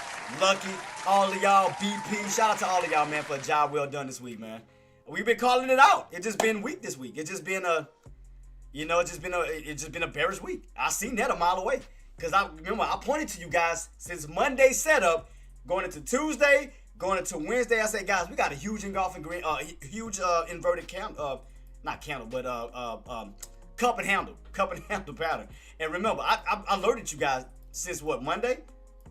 And like I said, Lucky, you was one of my witnesses. Nadia, you was my witness. What did I say, guys? I say pay close attention to this whole entire setup. Did not, and Lucky, did I not post that in Discord too? Alerting everybody what to look out for that possible. Let me see if I still got it. Yep, boom, look right here. I said, team, look at your 5-minute time frame from Monday setup going into today. And notice, we have a potential inverted cup and handle / downtrend. Sellers would need, that's what we was at the 68 level. Sellers would need to crack 68 down to the 66 on down if they want to complete the cup. Boss, that was yesterday. That was at 9 o'clock before the market opened. Three minutes before the market opened. Boss, didn't I not speak that into existence? Lucky? Did I not speak that into existence? I already drew that out. I had everybody trying to give everybody heads up on the direction. On the direction, I drew it out to give everybody heads up that the market was bearish. I gave everybody heads up. I told everybody this week was just, and then what really started off with that damn, the talks of the war. Because the war still ain't, the war ain't over. It's still going on. That's why me and Lucky was laughing. I think it was me and Lucky, I think it was me you talking, when we were talking about the news. And when you remember we had went on a quick little temporary spike due to the fact that Trump said the war could be over. And I said, notice the key word was could. It's not over. Could. Could ain't telling me that it's over. That's still a coin flip. I mean, this still could be lasting. Just because you said the word could, that don't mean nothing to me. That's not sealing a deal on anything. So when I was trying to make everybody notice that keyword could, that ain't positive. That's just a coin flip in the air. Or you trying to throw something at the wall trying to hope that it sticks. So that means that I ain't going for that crap. Not until I know the war is completely over, then yeah. But still going on. So, I mean, then we got to still focus on gas prices, oils, and everything of that nature, things that could be rising. And then next week, we got the FOMC meeting. So then we got to wait to anticipate to see if they're going to still talk about rate cuts. So, there's a lot going on right now. But guys, look at the whole entire week. From, that's last Sunday, going into Monday, we started with an uptrend. Then at Tuesday, we ran up as high as 683, right? That's why I tell you guys, don't just focus on one time frame, not one time frame. Don't just focus, we are not winning, not exactly. So that's what I'm saying. So due to the fact that that's still going on, that's just still going to add fear into the market. So that's why I tell you guys, look outside of just a 1 day time frame. Like some of y'all maybe just be looking at Friday, bump that. minimize your chart so it can expand out, so y'all can see the whole entire setup. Because like I tell you guys, Monday through Friday, it creates a setup. So what did we do Monday going into Friday? You created a what? Inverted cup. Yeah, now the reason why I called out 64.50, because if we go to my 1 hour time frame, Lucky and Nadia, we just talked about this. That price point acted as support and resistance back in the day. That was in I think it was last year did that. Let me go back a little bit. That was in the month of November. So November, you ran up towards 64.50, you got rejected. Then you broke above 64.50, then you utilized it as support. So you can see how it acted as support resistance. So that was going to be a psychological level that buyers can step in. So you can clearly, that's why I was telling you guys, be mindful of that 64.50. So 64.50 bounce, they're going to try to push their way up. Then you got the 77.50, and you already know what the main area is 66. I mean, not 66, 68. Still looks, but even though we have a bounce, that bad boy still like a bear flag to me. Lucky. I mean, we got, even on the 1 hour, you got a huge engulfing red candle. I mean, this could be a temporary bounce because all you're doing is going right into resistance of those EMAs. You got the 9 EMA, you got the 20 EMA lined up right around this 77.50-ish area almost. So if we don't break out, that could be the start of that flag because you already got the pole. You already got an engulfing red candle, and this could be the start of the flag where it's going to run up right into resistance, where it's going to stall out somewhere where sellers can be blocking those buyers and then possibly reverse back down in due time. So I think we're just getting this bounce off that 64.50 back up. But question is, will it hold? That's the $1 million question. Is this bad boy gonna hold, or again, could they be running right into a trap and then reversing later on in due time? And as I told you, it was gonna get a pullback. Remember I told you guys, as we ran up towards 27.30 on VIX, we could pull right back down. That's why I told you guys to watch that 26.50 to see if buyers can utilize this for a pullback bounce. Because look right here where the 200 days is moving at. I mean, 200 days is sitting at. So we could be catching a pullback bounce because all you did was pull back from an overextension. So right now, to me, I mean, VIX is still bullish regardless. I mean, look at this. VIX is still on the upside. All you're doing is pull up. I mean, look right here, Lucky. Pull back, bounce. Pull back, bounce. And again, now VIX is on top of the 200-day moving average right around 26.50. So all they did was pull back from an overextension. So they could be trying to, buyers could come in right here around this area. So let's see if we're going to see a candle transition here. We're going to see a red to green move here right off of that 200-day moving average and right off of that 26.50 to see if buyers going to go for another pullback bounce. Because we already did this time and time again. Pull back, bounce. Pull back, bounce. And like I said, this time you are back above the 200-day moving average. Now on the bullish side of things on VIX. So be mindful of that. So let's just see. Let's see. So let's see.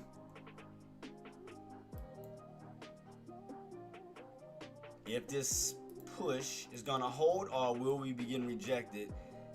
All right, let's keep it on watch, boss. Let's see. Oh, my bad, guys. My bad. All right. There we go, guys. All right, 66. And back up towards what price point? 68. So remember, all we're doing is getting a little strong bounce off that 64.50, trying to push that way back up and watch 68. Watch 68. We may run as high as 68 because that should lead that third candle up right here. Because what we got left on this candle? Oh, shit, 1 minute. Well, I know it's about to close out right now in about 5 seconds. So after this candle close out, that third one should try to go for that final push up right about now.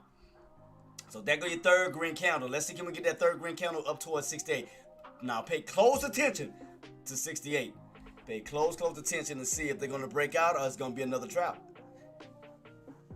Because you got to keep in mind, you've been on a downstairs position, building lower highs. Because after the 670, what's your next possible lower high? 668. Keep in mind, you done fell from 672s, right? Then you went on down. 670s, got rejected, right? Right on down. Notice all you're doing is losing value each time. And watch your VIX trying to go for a what? 200-day moving average bounce. So if they get back above 26.50, they're going to go for another pullback bounce. Pullback bounce. Pullback bounce. And if they succeed, that means SPY is going to get rejected and possibly pull back soon. So let's just make sure they're not about to run into a trap and setting up for a third lower high. Because you got 1, 2, and let's see if number 3 lower high is going to build. Let's see. Let's see what's about to happen, guys. Let's see. Keep it on watch. Keep it on watch. And then you got to keep in mind, right now it's 11 o'clock. Lunch hour is going to soon be rolling in. And don't forget, today is Friday. Volumes do change. Be careful on that, too. They do change up on Fridays. Because the best times to trade on Fridays is the beginning of the market. Y'all know this. From 9 o'clock to 9 to 11. After that, let's see if that volume continues or it's going to start to fade. Gotta keep in mind, today is Friday. Volatility will change up as lunch hours rolls in. So let's just see if they're not creating another lower high. Because you got 1, you got 2, and watch as we get closer and closer towards that 68 if this is not going to be another lower high setup. Let's just see. Because in order for them to reverse completely, we need to get above 68 and then start to rotate our way back up towards 670s. And because I mean, if the buyers were to take control today, I could see an inverted head and shoulders, but I have to get back above what price point? 68. But to me, the market is still weak. So to me, the market is still somewhat weak. So I can't trust the long side just yet. Not yet. To me, this week has just strictly been bearish. This week has really been bearish. I can't trust longs right now. It's like your bounces don't last. It's like you get a little bounce on up, then you get rejected, right back on down. You get a little bounce back on up, then you get rejected, then right back on down. And then notice all you're doing is building a stairway, and all you're doing is creating lower highs, while VIX is creating higher lows. And as I told you, watch that 200-day moving average to see if they're going to hold and go for a bounce at 2650 on up. And if they do, SPY should go back down. Because again, one is building a downtrend, the other one is building an uptrend. One is underneath the 200-day, the other one is above the 200-day. And it looked like VIX is holding up pretty well. Because, I mean, you got way more green candles on VIX's end versus SPY. Guys, look at your intraday on SPY. You got a lot more red candles than you got green candles. You got way more sellers than buyers right now. Way more sellers. Look at all your candles so far. Red, majority of red. And then on VIX side, you got green. So it's like the total opposite of one another. But again, just be careful. Today is Friday. Again, guys, don't force anything. Just be careful. I'm not telling you don't do anything, but just pay close attention to detail. Longs, yeah, again, if you're long buyers, you know we need to get back above 668 to 670s. We need to move our way back on up. But I mean, look right now. So far, I'm calling out what I see right in front of me. I see a downtrend setup still. I see a downtrend setup. Now, if buyers can come in and go for an aggressive push, then yeah. Then we could have a possible, if buyers so happen to step in, where we could have a possible inverted head and shoulders pattern, right? That means that we're going to need to push above 668 to 670, where we could create a right shoulder and then continue our way on up. I can see that if today, if buyers do so happen to step in today. But we just been having a bearish week this week. I can't trust buyers right now. It's still weak. To me, they just been setting trap after trap after trap after trap. And then, like I said, look at the direction. This is a downtrend right now. This is not pointing to an uptrend at this moment. This is a downtrend. It's like every time you run up, pull back. Run up, pull back. Run up, pull back. Vice versa on VIX. Every time you pull back, bounce. Pull back, bounce. Pull back, bounce. They're doing the total opposite of one another. So, I'll be right back, guys. Let me run to the restroom real quick. Keep everything on watch. Like I said, watch your direction. Pay close attention to details. Like I said, longs, you need to get back above 68.70 if you want to get that transition. But look right now, you fell back right back on what price point? 666. So again, don't chase. Respect the direction and play the direction. You only went up 2 candles because normally if it's we do have a possible opportunity. What do we normally see? 3 green candles, 4 candles. Well, we're building our stairway up. All we did was run up 2 green candles, got rejected, right back on down. So it's not showing a lot of strength on the buying side because you had only two buying candles that ran up, got rejected, right back on down. All you're doing is creating a lower high, still building a downtrend channel. Pay close attention to details. I told you guys, watch VIX on the 200-day moving average. We'll see can we bounce off of that bad boy, get right back above 2650 on up. I told you to watch that 200-day moving average. I told you guys this. what to look out for. But let me run to the restroom real quick. I'll be right back, guys. If y'all have any questions, comments, concerns, do feel free to reach out to my mods. Mods, you guys are doing an excellent job. Shout out to all my traders today, throughout the week, who's been killing it. So shout out to y'all, man. I'll be right back, guys. Love y'all. Peace.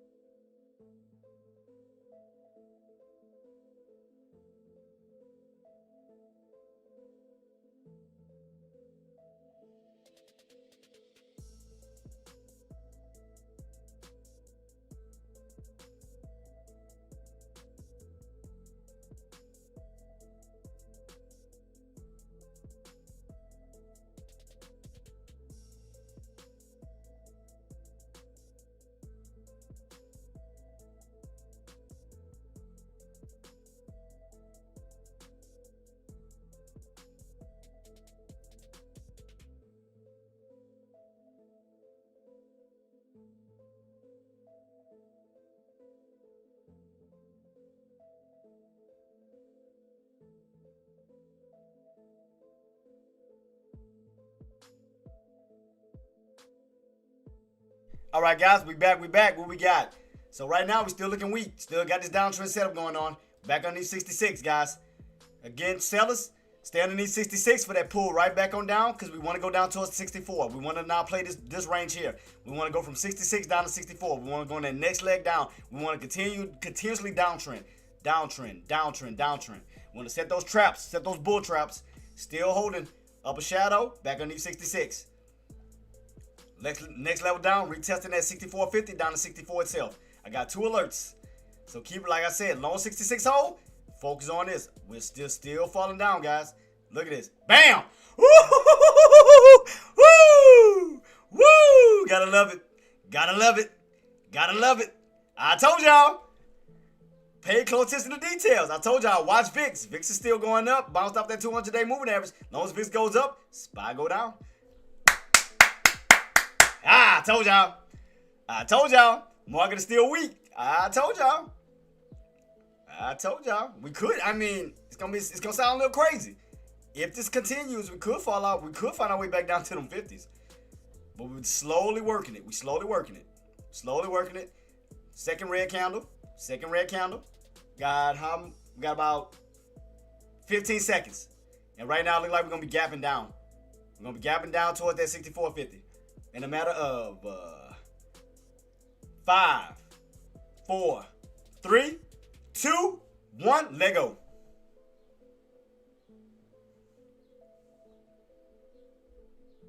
Gotta love it, man. Gotta love it. Let's see. We want to crack that 64.50 down to 64. So far, so good. So far, so good. So far, so good, guys. Doing good. Looking nice.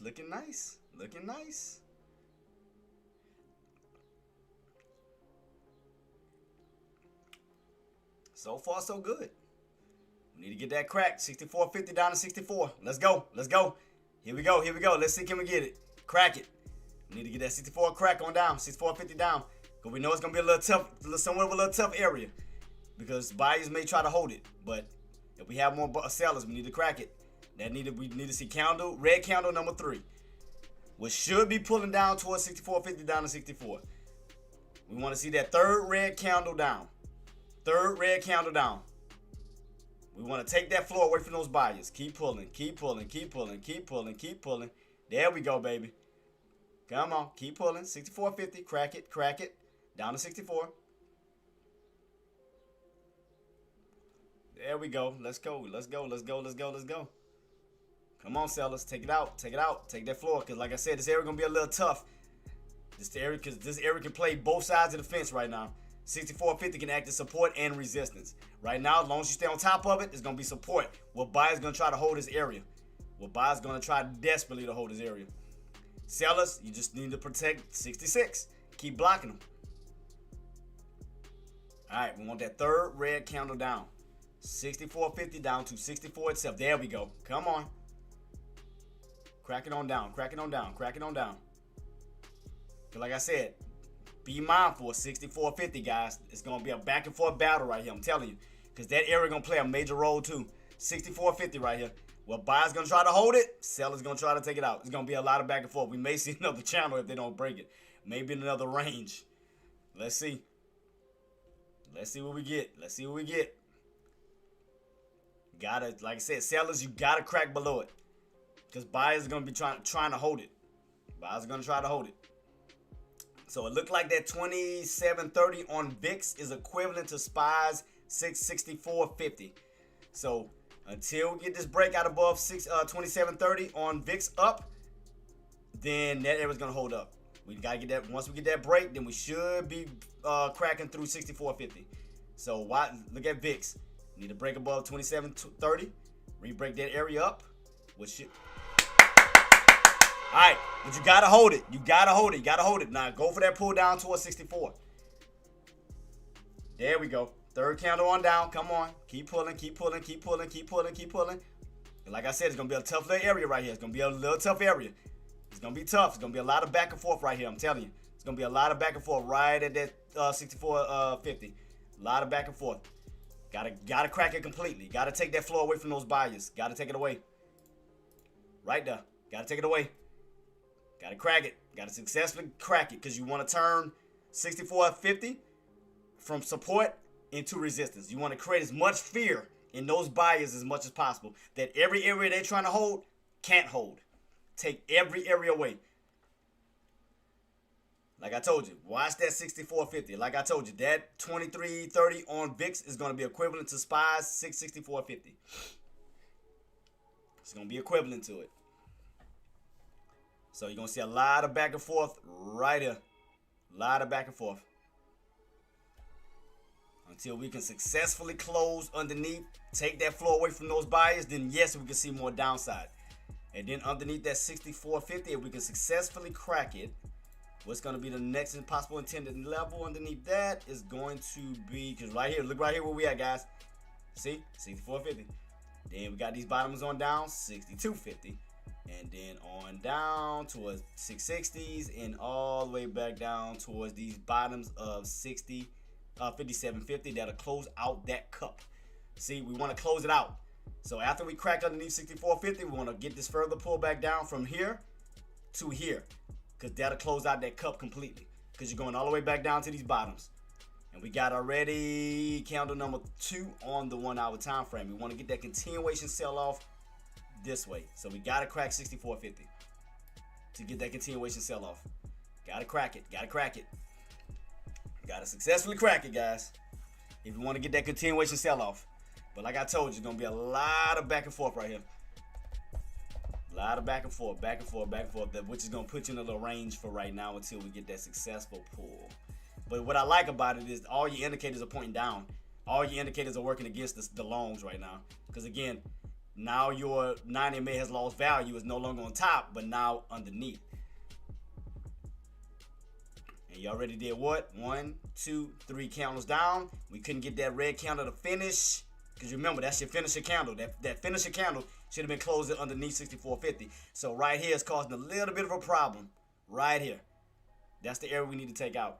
So if they can't take it out, they may allow the buyers to buy back on up, create another trap, and then slam down even harder. It's like jumping on ice. You want to crack that ice until you go right through it.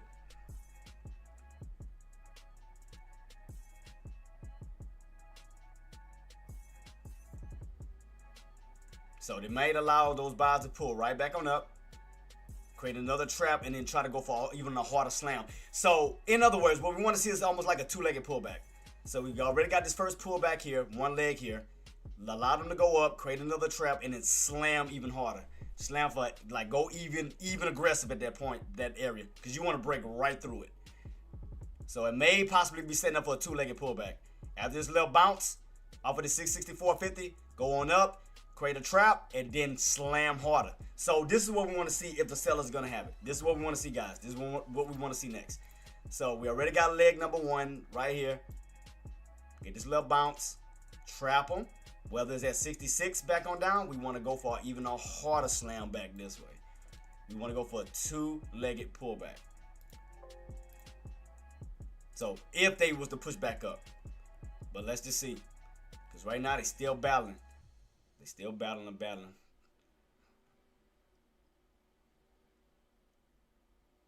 So be careful trying to go in for a short right here, because again, that level hasn't broken yet. So just be careful, because this could be a bad trap as long as they hold it. So allow them to push back up real quick. Allow them to push back up, because you want to get away from this area real fast. You want the buyers to go right into a bull trap. You want them to go into the bearish territory where they can trap them and slam them back down. So allow them to push back up, and then trap them, and then slam them again. Because you got to keep in mind, so far this is a double bottom. Because you came down to 64.50 already, you got your first bounce. Then you came back down for a second attempt, 664.50, second bounce, creating a what? Double bottom. Creating a double bottom. So that's what I'm telling you. Puts, don't chase, don't get in right here until we crack it. Don't chase that. Allow the buyers, if the buyer's gonna hold, allow them to push back up and then slam them. Then take them out. But don't chase down here. If you're going in for a long, you can take the long opportunity and go for a scalp. But don't do a put right here. Don't do that. Because you'll be going right into a bad trap. Don't do it. Don't do it. Let them push back up. Allow them to push back up. Allow them to go into a bull trap and then slam them right back on down. Because as I told you guys, this is going to be a tough area right here. You'll see a lot of back and forth right here. A lot of back and forth. Until we can successfully close underneath it. We got left 2 minutes left on this candle. So watch this area. They're trying to. Sellers are trying to close it. It's going to be a tough battle right here. It's going to be very tough.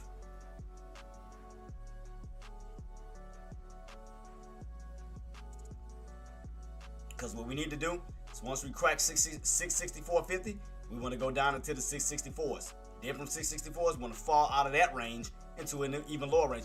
Because what we want to do now, once we get that successful crack underneath that 664, we want to turn that into resistance as we move in, we create a new channel from 664s down to the 662s. But right now, you in between 664s, 666. So you in another $2 range. So right now, as I told you, we could see a little channel setting up right here. We could see some back and forth right here. A little bit of back and forth. So we got to give it some time to set up for the next possible opportunity. So allow them buyers to buy back up. Do not go in for a put at 664. Let them push back to the upside. If you are long bias, and you could use that 664.50, go for a quick scalp. But to me, the market is still bearish. Like, I wouldn't hold it for long. I'd be very careful on that on the long side. Because, I mean, all we're doing is creating lower value, not higher value. So just be mindful of that. So now you got candle number 2 coming in. Let's see what candle number 2 is going to push up to. Keep in mind, you got that trend line right here, and you got that 9 MA right here. So you got that indicator sitting right underneath, right above you. And that can also act as resistance. So as that candle try to push its way up, you're going to possibly have some resistance sitting right about this little level. Possibly towards where its high is sitting at on this candle, if they were to push. Oh, look like they started to pull. Let's see. What's that high at on this one? 665.71-ish. Let me see. I just want to see, you know, if they do push on up. I'm trying to see. Uh-oh. Oh, everybody already start slamming already? Oh, God. I was waiting on that second candle. God dang it. I was waiting on him to push back up for a harder pull. Let me see what's gonna happen. Let's see. God dang it, they messing up my plans. They already starting to pull back already. God dog it. Let me see what's about to happen. Down to 64, what we just talked about. Let's see. Just watch it. Cause God, I felt like they did this. I felt like they did it too soon. But let me see. I'm gonna see if they're gonna go through with it. I was waiting on candle number 2 up here. But watch these two specific areas. Watch this 64.50 down to 64. Watch this real quick. If we can get that candle to successfully close on these 64, then yeah, we're gonna have a new channel. God dang it, man, they messed up my plans. I was waiting on it. Let me see. But watch these 2 specific levels, because the buyers may try to utilize this for a demand zone. Let's see. Because like I said, sellers, you want to crack below 64. Because again, you want to fall out of this range to put a seal on a deal on that one. Close on these 64. Because then now we can focus on the bottom channel. So let me add another one. So let me do this. So this is what we want to do for the next go round. So let me duplicate that one. And I'm going to put 62. Alright. And I'm going to put 64 yellow. Because that'll be the mid area. Because now we're creating a new channel on down. So that's going to be the mid area. Because right here is your top area. And down here's the bottom area. 64 down to 62. But watch this little mid area. That's what I'm telling you guys. Be careful right here. Watch it. Where buyers could utilize this for a liquidity grab from 64, 64.50. Keep it on watch. Because again, it's still a trap. Just keep it on watch. That's why I was like, damn, they did it too fast. That's why I didn't think they was going to hold, on the downside. They did it too quick.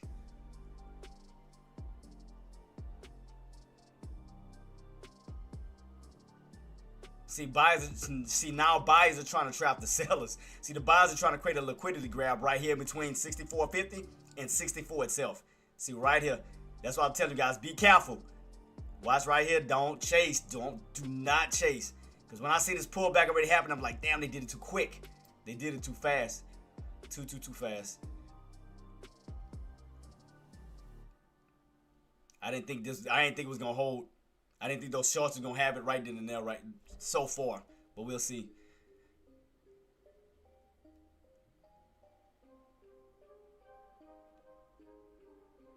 Yeah, they did it too fast, too soon. It's like shit. That's why I said they messed it up. They messed up the game plan. I wanted it to go up. I want it to go up where they can start to stuff out the buyers, then slam them back down. But they started to pull back too quick. They did that too fast. I knew that wasn't going to last. I knew they wasn't going to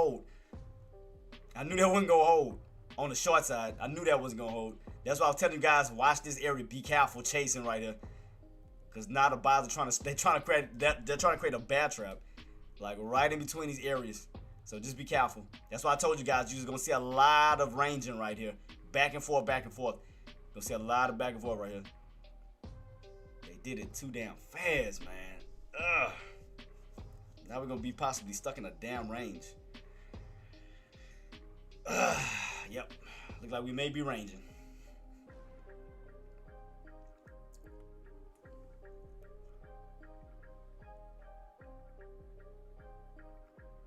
Because right here, you can clearly see where those buyers are trying to create a trap right here. Where they're trying to create a little demand zone. So that's what I'm telling shorts, don't chase right here. Don't allow them to go back up and away from this area. Don't chase until we successfully break through 64. Don't short right here. Wait for it to go back up. Unless, again, if the sellers can come in and close successfully on these 64, then yeah. But just be careful right here. It's going to be like a coin flip. It's going to be like a 50-50 right in this little area. It's going to be 50-50. 50% chance we could crack it, and a 50% chance they could try to bounce it back up. So right here in this little area, definitely a 50-50 right here. Definitely 50-50.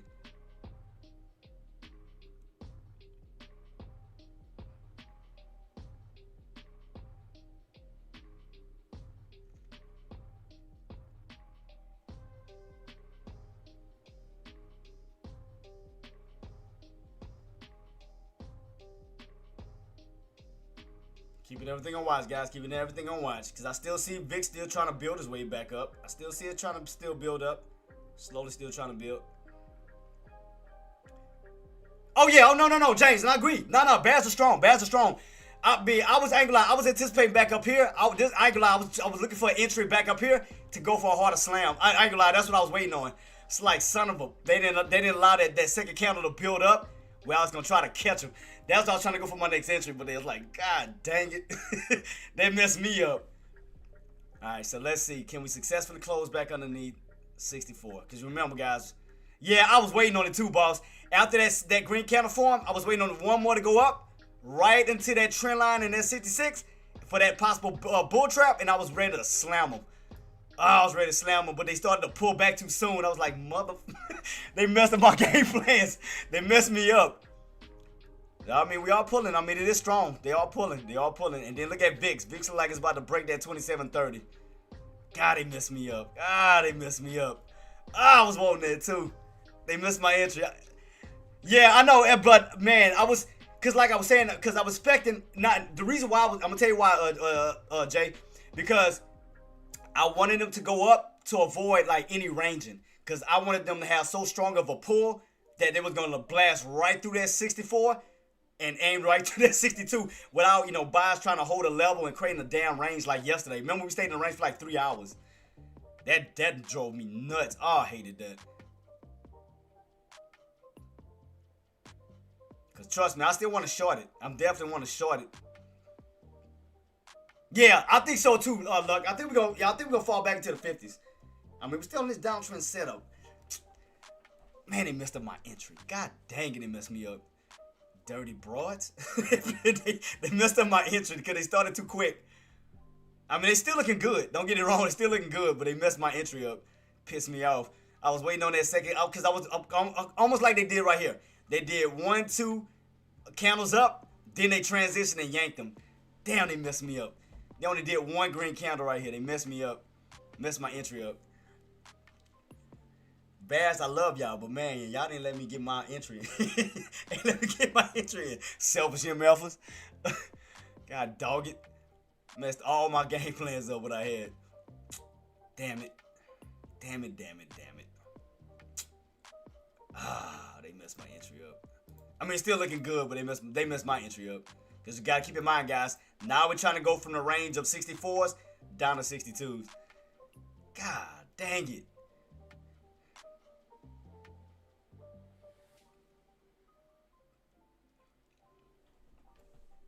Just couldn't allow it to go up into a higher price point. Just couldn't do it. The selfish MF. Now, for those who are trading Tesla, what's next, guys? Once we break this 92, you got that possible pullback down towards the 390s itself. Because you got to remember, 392.50, from 392.50 on down to 390s. That'll be your next level on Tesla. 392.50 on down. Let me put a little price point on that one. Because that's what I was waiting on too on Tesla too. Messed me up. But they doing a good job though. They just messed up my entry though. 30 alphas. But let's see. So 92.50. Damn, greedy ass bears wouldn't let me get my entry on this shit. That's all good though. It's all good. Alright, so next right here on Tesla, guys, crack 92.50. Then we got room to fall down to 90 itself. 92.50 on down to 390. SPY, watch this. They'll need 64. So right now it's looking good. Maybe we're gonna gap down. There we go. So right here, they may try to run back up towards 64 to 64.50, create another trap, and then pull them again. Still fading though. Still looking good though. And then you got VIX breaking right through 2730, still on an uptrend. So VIX is still looking good. VIX is still coasting. VIX is still looking good. So let's see if another bull trap is about to commence. Right around 64, 64.50, they're going to try to create another trap for those buyers and then go right back down for it. Because that'll give you candle number 3.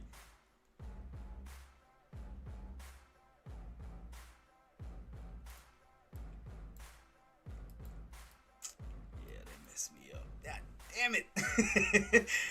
Oh, man, they messed me up. It's all good though.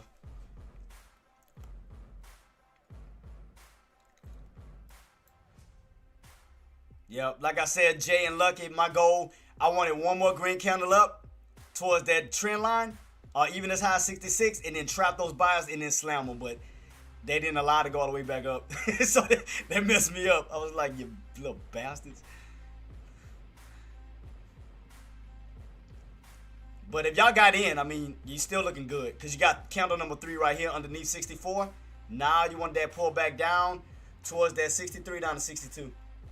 So right now you're still looking good. Now we created another lower range from 64 now to 62. If y'all notice, guys, all we doing is slowly moving down to the low 60s. That's all we doing. Slowly moving down to the low 60s. I mean, you're still downtrending, still losing value. So about what, $4 more to go till we get down towards that 61, towards that 660. So you're still looking good.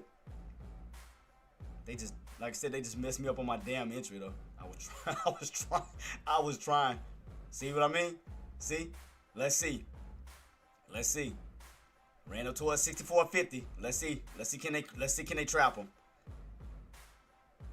All right, quick little bounce back up. Let's see if another trap is gonna commence. As they push up, let's see. See, that's why they want them to pull too fast, man.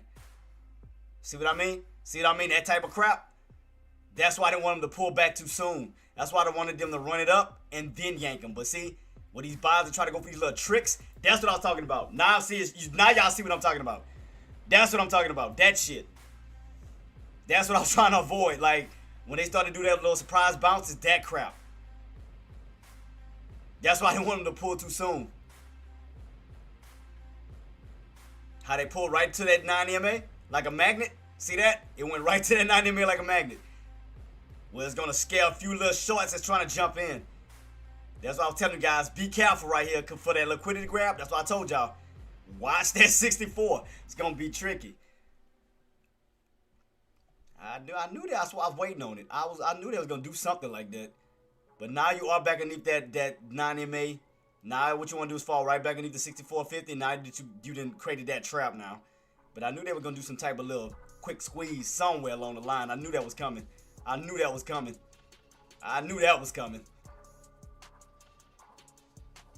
Well, they was gonna try to squeeze it up real quick. That's the crap I avoid. That's why I still didn't want to buy it around 64s because I didn't trust that. That's why I said I wanted us to stay underneath 64, but that's why I was telling you about this little liquidity grab right here. That's why I was telling y'all just be mindful of that.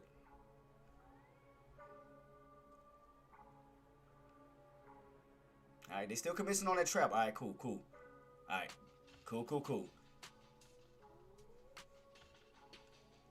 That's why that little crap. That's why I hate when they do that, cause that shit'll make people jump out of their positions or hit their stop losses. That's why I tell you guys, don't buy right at 64. You wait for those moves back up above 64, where you can have a way better entry. Just to avoid crap like this and hitting your stop losses. That's what I was trying to get at. That's why I was telling you guys to be careful right at 64. And this show did go for a quick little squeeze back up real quick. So now you are back underneath 64.50. Now you already know you need to fall back underneath where? 64 itself. When we can finish falling. We get this finished pullback. So right now, trap has already been commenced. Now we just need to fall back underneath 64. Fall right back underneath.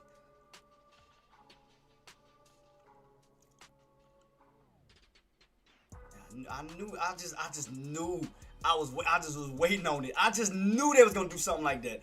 That's why I was telling you guys, be careful around 64. I was waiting on it. I knew that I didn't know what time it was gonna happen, but I was like, I know buyers gonna try to do it. That's why I was telling you guys, don't buy around 64. Be careful. I told y'all, be careful. I knew that crap was about to happen. That's why I was waiting way up here. I wanted to get in away from 64, just to avoid that area where they would try to go for some type of liquidity push. Because normally when they do something like that and you got a stop loss, and the reason why, I'm gonna tell you why I went on squeeze too, because I guarantee you it hit people's stop losses. I guarantee you. That's another reason why I went on that squeeze, because it was hitting a lot of people's stop losses. It was hitting a lot of people's stop losses. That's why I told you not. That's why I told you guys be careful at 64. That's why you got that little move. I guarantee it was a stop loss hit. It was hitting a lot of people's stop losses. A lot of them. But I told you guys, that area right here is going to be tricky as crap. Yeah, see, Jay, that's why I was telling people to be careful around 64. You know, going in for puts right here, that's why I was telling people to be careful. Now you see, guys, what I meant. See, y'all would think I was crazy.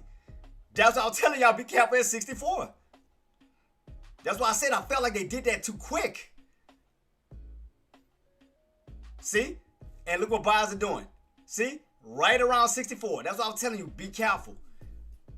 See, that's why I'm telling y'all be careful, because I knew, because normally on Fridays is tricky. I had to learn from that, man. I used to get myself messed up so many times on Fridays. Oh, man, because I'll be buying in at the wrong areas. Yeah. That's why I say, man, wait for the moves back up towards areas where you'll have more sellers than buyers, because right here is tricky. This little area right here, man, that little area is tricky as hell. City boy, what's up, boss? What up, my G? So right now, stay underneath 64.50. Y'all ready back underneath 64? Cool. All right, here we go. I knew this little area was gonna be tricky as hell, man. Cause they're always gonna have a little area like right on, especially on Fridays. But I guarantee you though, guys, that's why it went on this quick little spike real quick. It hit them stop losses. I guarantee you that's what he did. He hit stop losses, then pull back down. But I told you was gonna see a lot of back and forth right here. You're gonna see a lot of back and forth right in this little area. Back and forth. But let's see, can we get this further fade on down? Because again, our target area now is 62. That's our next targeted area, 62. But like I said, I knew they was gonna do this in like around that area. I was waiting on it. That's why I was telling you guys, be careful around like getting in on the put right at 64. I knew they was gonna do some stupid crap like that.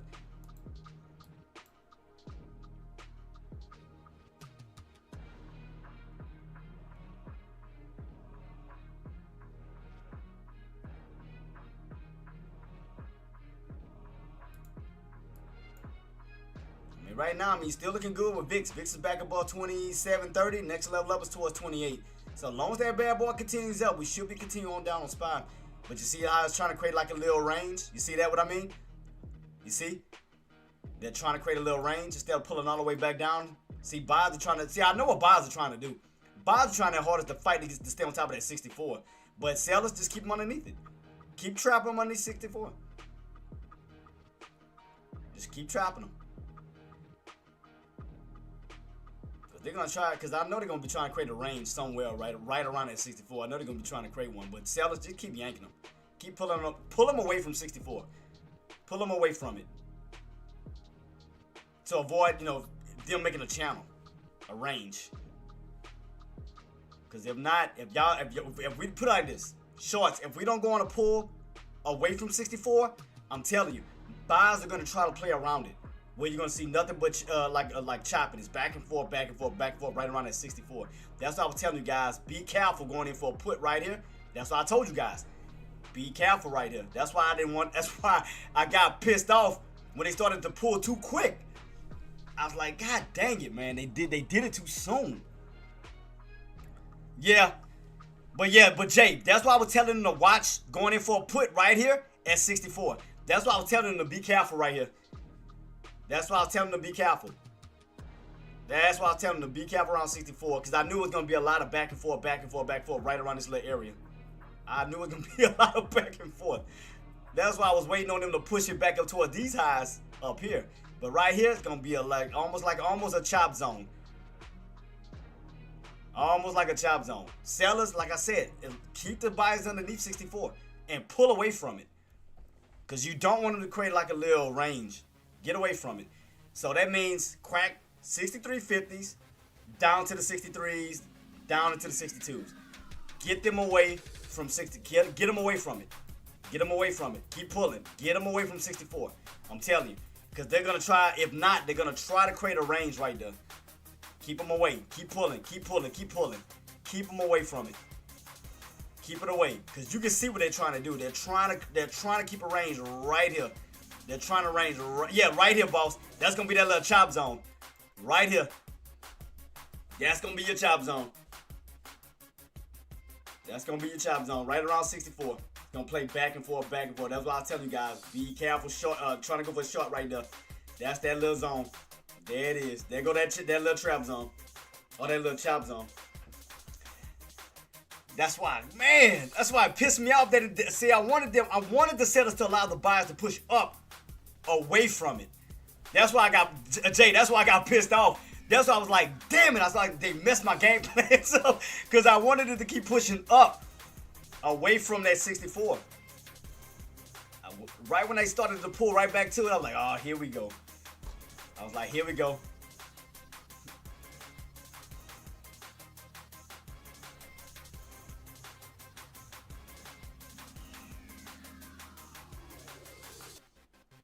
So what time it is right now, guys? We got 4 minutes to lunch hours. 4 minutes to lunch hours.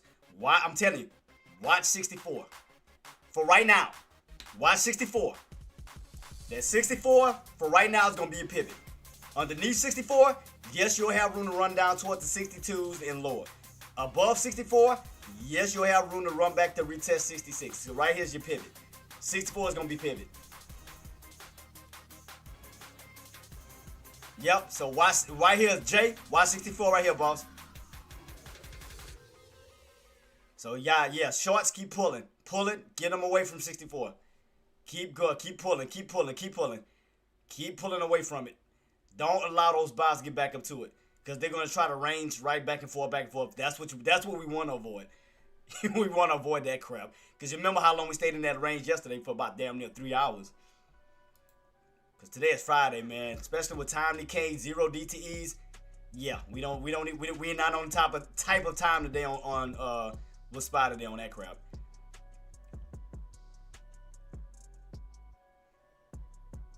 He still got Vic still holding. Vic still holding. Because this is the type of move like here, you got to just ride it out. I mean, if you got in, just ride it out. That's the only thing. Just ride it out until more volatility steps in. It's going to be a lot of just up, down, up, down, up, down, up, down. Right around that damn 64.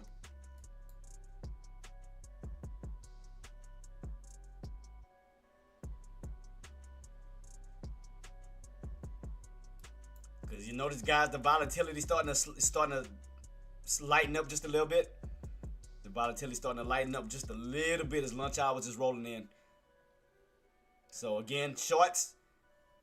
We need to crack 63s, now down towards the 62.50s, down to 62s. We want to pretty much rotate from here down to here.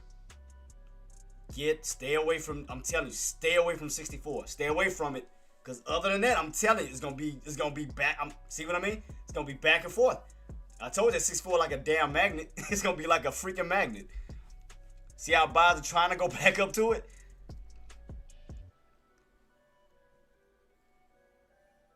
That's why I didn't want them to pull too soon. That it was too quick. Just to avoid a damn range, avoid some choppiness. This is what I was trying to avoid. That's why I did not want them to pull it down too quick. I didn't want them to pull too fast. Because that was gonna mess up the play. And look what's happening. After they didn't allow that shit to go back up, and they started to pull back immediately, look where you playing around. 64. Right in this little stupid range. Right in this stupid range that I did not want to happen. See what I mean? Come on, sellers.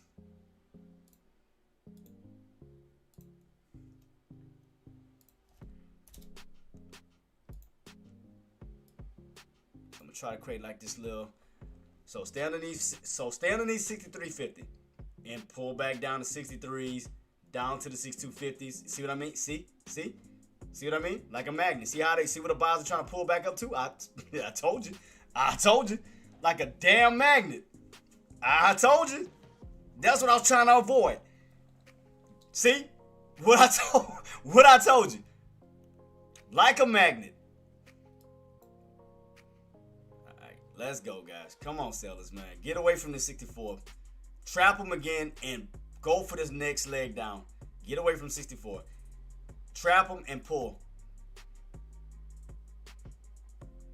I told you guys that crap was like a damn magnet. I told y'all. So it was gonna act like a freaking magnet.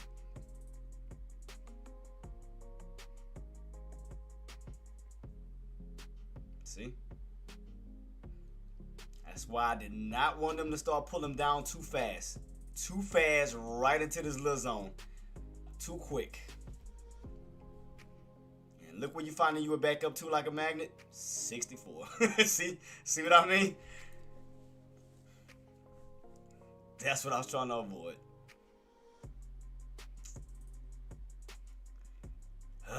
Here go the range. Here go the range. Here go the choppiness. Here go Chop City. Here we go. Here we go, Jay. Here go the chop zone. Here we go. Back and forth. 64. Here we go. That's why I didn't want them pulling too fast. They just couldn't help themselves. They couldn't help themselves.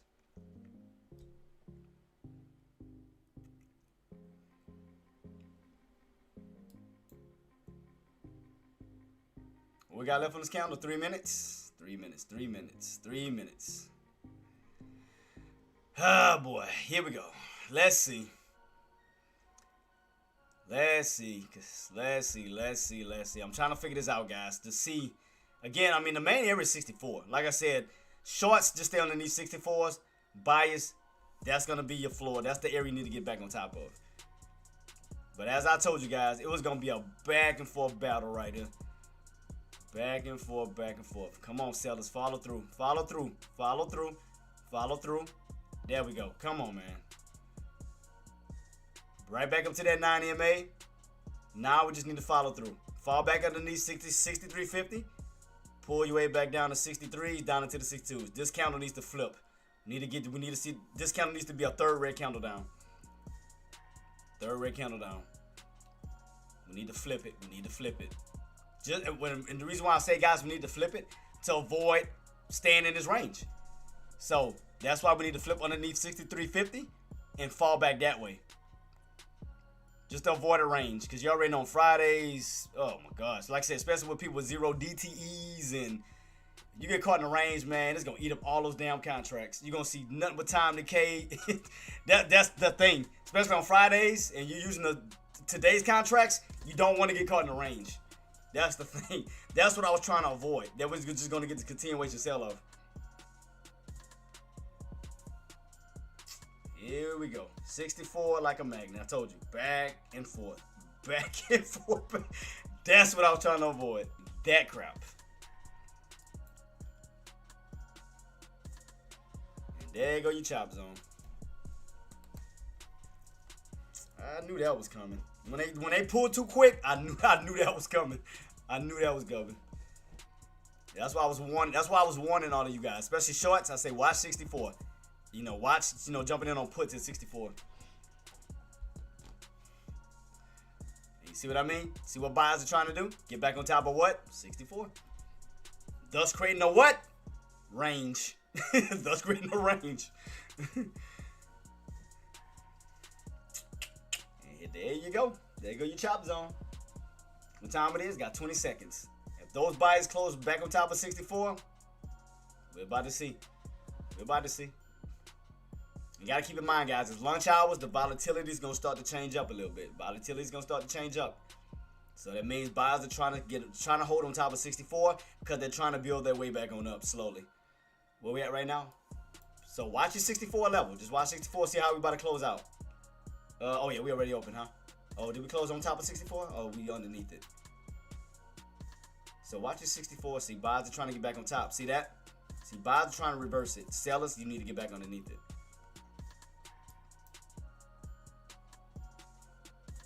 Watch the 64 of the 64.50. Just like I said, right here, guys, sellers, these are your crucial areas you want to protect right here. 64.50, 64. You want to protect these areas, because other than that, if you do not, if those buyers step in or keep pushing, they're gonna try to reclaim 64, back up to 64.50. If they do, if they do it, because they're going to try to get on top of that 9 EMA. They're going to try to go for that 9 EMA up towards that 20 EMA. They're going to try to go for an indicated gap fill up. That's what you want them to, avoid. You want to avoid that. Because other than that, like I said, it's going to play a range. Because they're trying to find some type of a net, a safety net to help them. So that's what I'm saying. Buyers or sellers, protect 64.50 and protect 64 because also that's keeping you underneath what price, underneath what indicator? 9 EMA. That's why you don't want those buyers to reclaim these two specific levels because they're going to try to climb their way back up. They're going to try to get at least on top of one indicator to help them. And if they get on top of that 9 or top of that 64.50, they're going to try to go for an indicator pushback that way. Mark. Jay, tell me, watch. We'll see. Because, again, they got to start with 64 first. And then up to 64.50. Because they're trying to get on top of that 9 EMA to help them.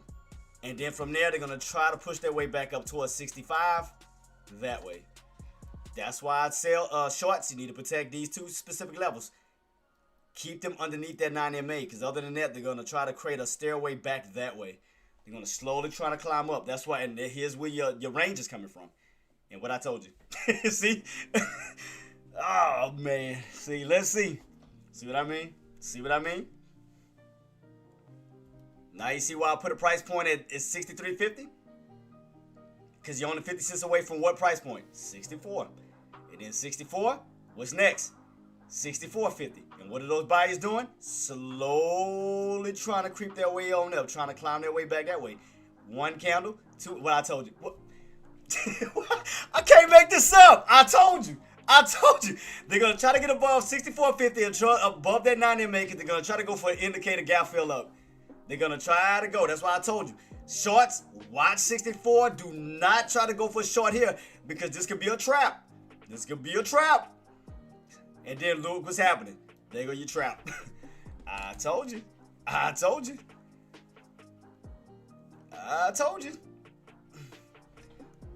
Because what time it is? We got 2 minutes till we close. They're gonna try to get on. They're gonna try to close right on top of 64.50. They're gonna try their hardest because again, if they close on top of 64.50, they're gonna be on top of at least one indicator, the 9 EMA. And then you stay on top of the 9 EMA, they do have room to possibly push up towards that 20 EMA. That's gonna get them up towards 65, towards 65.50. If they succeed. So watch 64.50 now. Yeah, they already got back above 64. Now watch 64.50. Now watch this one. Got about almost a minute to go. Almost a minute. So watch how they slowly trying to maneuver their way back up to the top. Slowly.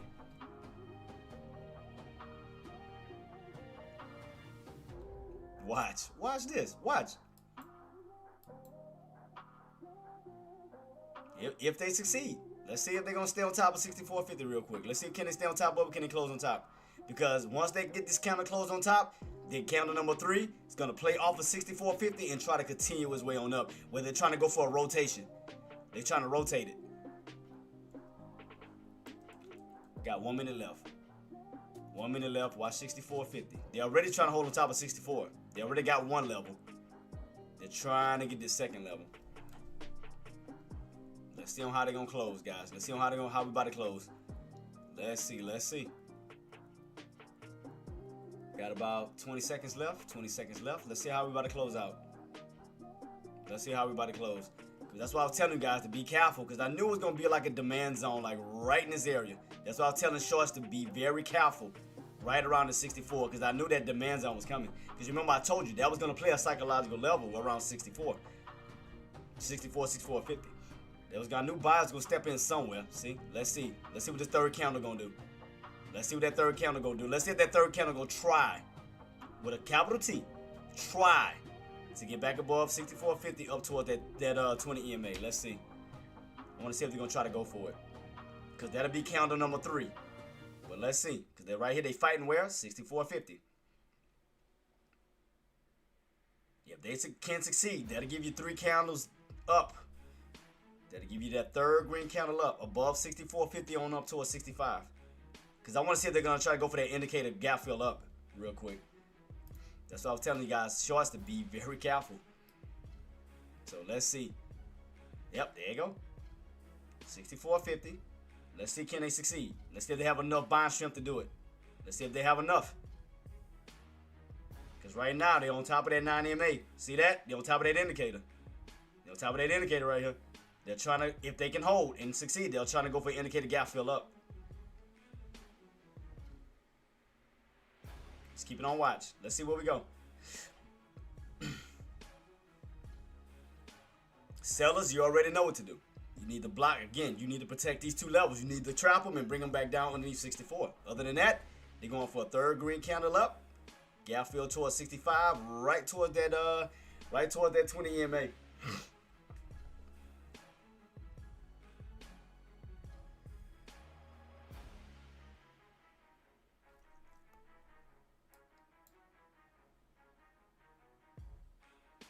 See, 9 EMA is still holding. They're trying to stay on top of that 64.50. They're trying to slowly maneuver their way up. I'm telling you, if they can succeed by holding on top of 64.50, they're going to try to go for an indicator gap fill up this way. I'm telling you, that's what they're going to try to do. Where they can push up to 65 to 65.50, right to that trend line and right to that 20-day moving average. What I told you. What I told you.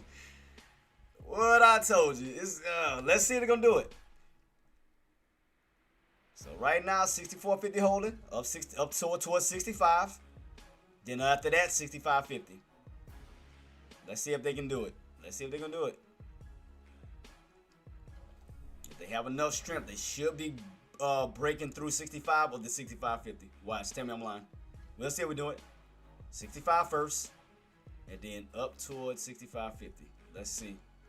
They trying to. Trying to climb their way up. Need to break here and then right up this here. See, in other words, all they're trying to do is slowly create a rotation back up to 66.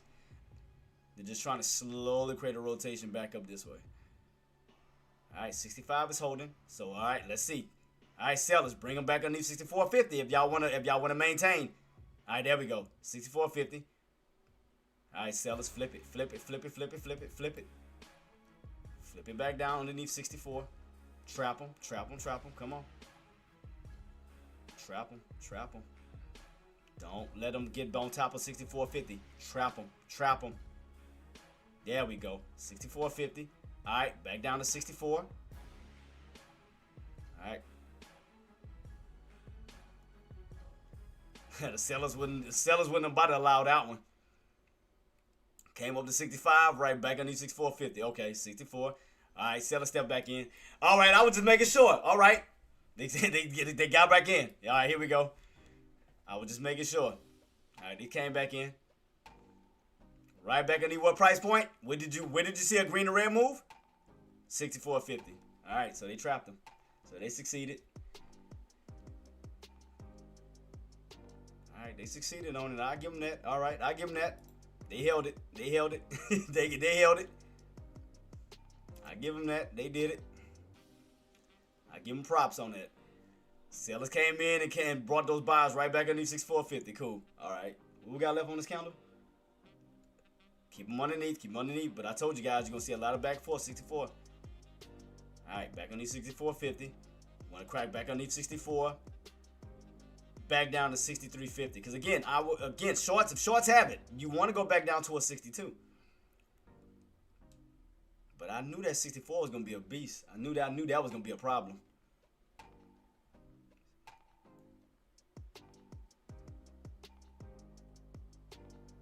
All right, back on down. But I told you guys, this is going to be choppy. I told you this area was going to be choppy as hell. I told you it was going to be choppy. It was going to be a chop zone. Right around 64, I told y'all. Back and forth, because you can't even get consecutive candles right now. You get like 2 candles and then it changes. 2 candles, then it changes. It's like it's no consecutive. I mean, because so much right here, like it's so much demand. Well, not demand, but volatility right here between that 64 level. If seller's gonna have it, need to recrack back above 64. I mean below 64, because we gotta see some consecutive candles. I mean, look at this. Look at all this choppiness. Chop right around 64. 64.50, 64.50, 64, 64.50, 64, 64.50. See right here? You just chop it back and forth, back and forth, back and forth, back and forth. See, buyers couldn't hold. They tried to go for it, couldn't hold. Sellers brought them right back down to what price point? 64.50, down to 64. See, now buyers are trying to hold 64. Sellers, we need to get a second red candle down. Close underneath 64, bring them back down to 63.50. Because we got to get out of this range. We got to get out of this range. It's like, here we go again. And then almost the same exact time. Well, no, this one started at 12. Because I was going to say almost the same exact time. Yesterday we started at, what, 11:30? All right, sellers, you need to continue. Because they couldn't hold above that 9 EMA. All right, now you're back underneath the 9. Cool. All right, second red candle down. Crack that 63.50. On down. All right, because they couldn't hold it. All right. Because we just need to come out of this chop zone. Away from 64. You get away from it. Get out of this choppiness.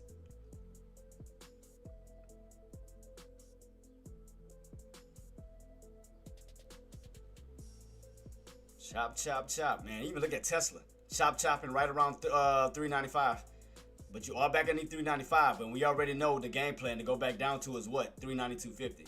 So we need to stay underneath 395 shorts. Back down towards 392.50. SPY. Stay underneath 64 for that possible pull back down to 62. Stay underneath 64 because you want to stay in this range. Stay in this channel. 64 tops, down to 62. But get away from this area because if you don't get away from it, it's just gonna create. We're just gonna be in a chop zone. It's gonna be back and forth, back and forth, back and forth. I mean, look between these areas: 63.50, 64. 64.50. All you're doing is in this chop zone. So shorts, crack 63.50s, down into the 63s. Again, get away from 64, where we can have a full rotation back down that way. That'll give you a $2 drop. But get away from 64. Get away from 64. Get away from it. Get away from it. Because other than that, you're gonna stay in a chop zone until it makes a true decision on which way it wants to go. Get away from 64, crack 63.50, and just finish falling this way. Because other than that, it's just going to be chop, chop, chop, chop, chop, right around 64 itself. It's going to be back and forth, back and forth.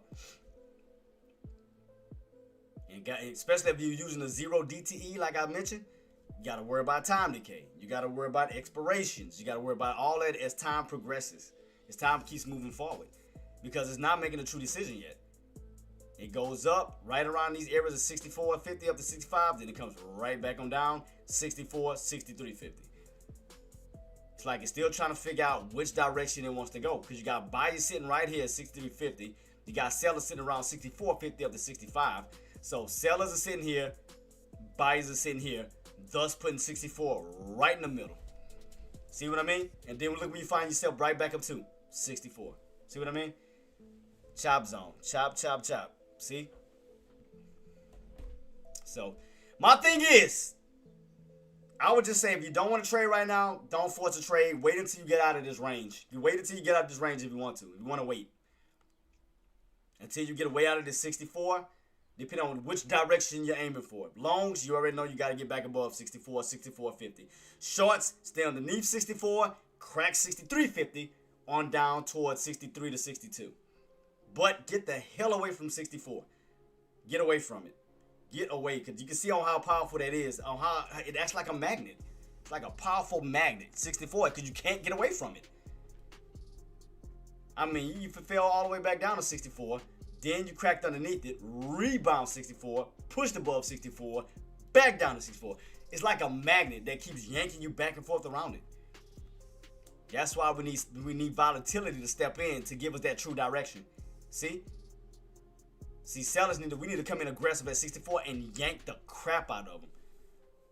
Create a big, massive trap, and we need a good engulfing candle. Because we need to stop playing around this area, because this area can benefit both sides. I'm just going to be 110% honest with you guys. 64 can benefit buyers, and it can benefit sellers.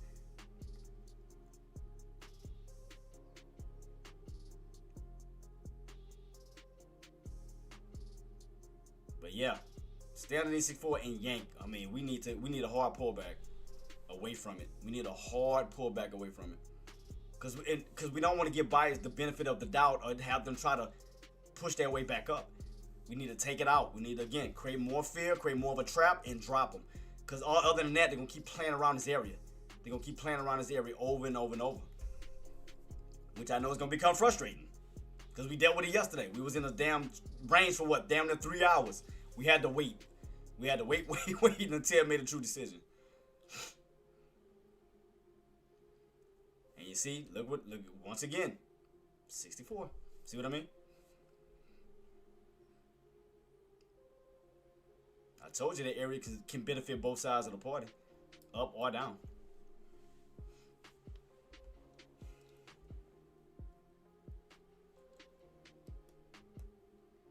Tesla trying to stay on top of the 95 itself, 395. What's the next key level on Tesla? If it holds 395, that'll be where we at? Oh, 397.50. I'm sorry, my mind gone. 397.50. 397.50 up to 400. Gotta be Tesla in them next areas. 397.50 up to 400. If they get that, and look what Tesla's doing. U-shaping. See that? Right back on top of 395. SPY back on top of 64. Running right back up to 64.50. I mean, yeah, 64.50.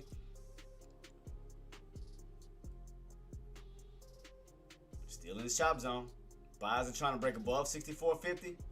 Sellers are trying to get back below 63.50. So here go buyers again for the second attempt, 64.50. Because as I told you guys, their goal is to try to go up towards this 665. They're trying to go up towards that 50 20 EMA. Sorry, 20 EMA. They're trying to go from the 9 to that 20. Trying to, but that bad boy is still getting ran by shorts though. Let's see if they got enough buying strength to push. Let's see, because here goes the attempt again. Sellers, okay. Let me cut it off. Let me. This is what you need overall. Create a double top. Create a top right here, shorts. Top them out. Top them out. Top them out. Top them out. Top them out. That's what you want to do. If you're on the short side, keep topping them out. Wear them out. Wear them out. Top them out. Top them. Top them. Top them. Top them. Protect that 94.50 as much as possible. Keep topping them out. Get them tired. Wear them out. Every time they come up to 94.50, trap them. 94.50, trap them. 94.50, trap them. You want to create a big old trap right here. You want to wear them out. Wear them out. Breakout failure. Breakout failure. Oh, my bad. Breakout failure. That's what you want. Trap them. Trap them. Wear them out.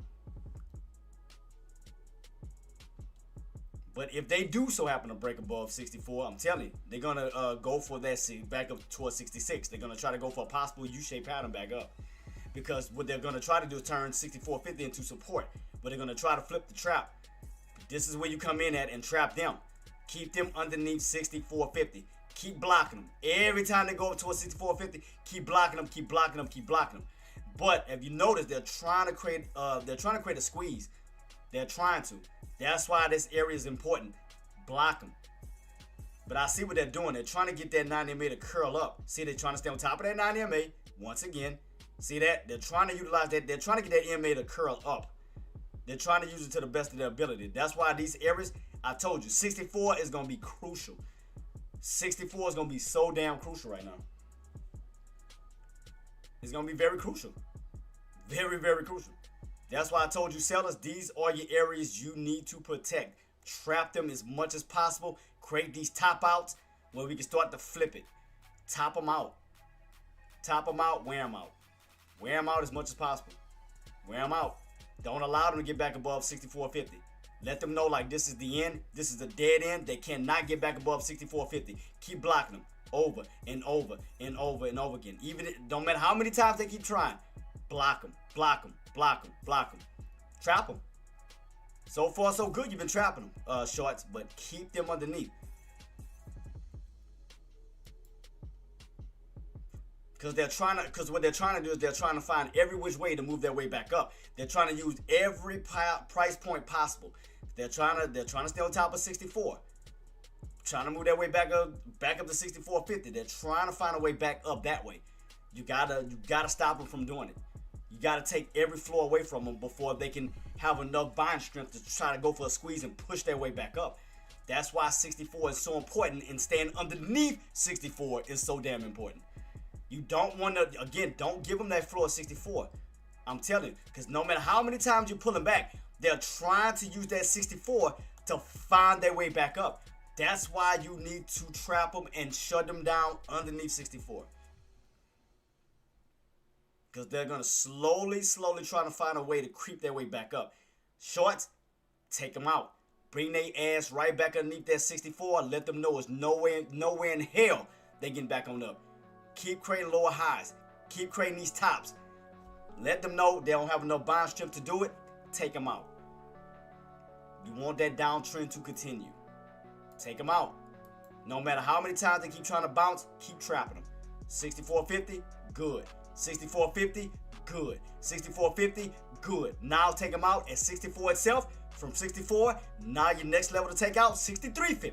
Take out 63.50 on down to 62, as you now finally can get that rotation down towards your destination of what? 62. So just keep burying them. Every time they try to go up to 64, take them out. 64, take them out. Let them know it's nowhere in hell they can get back above 64. Shut them off. Shut them off. Keep trapping them.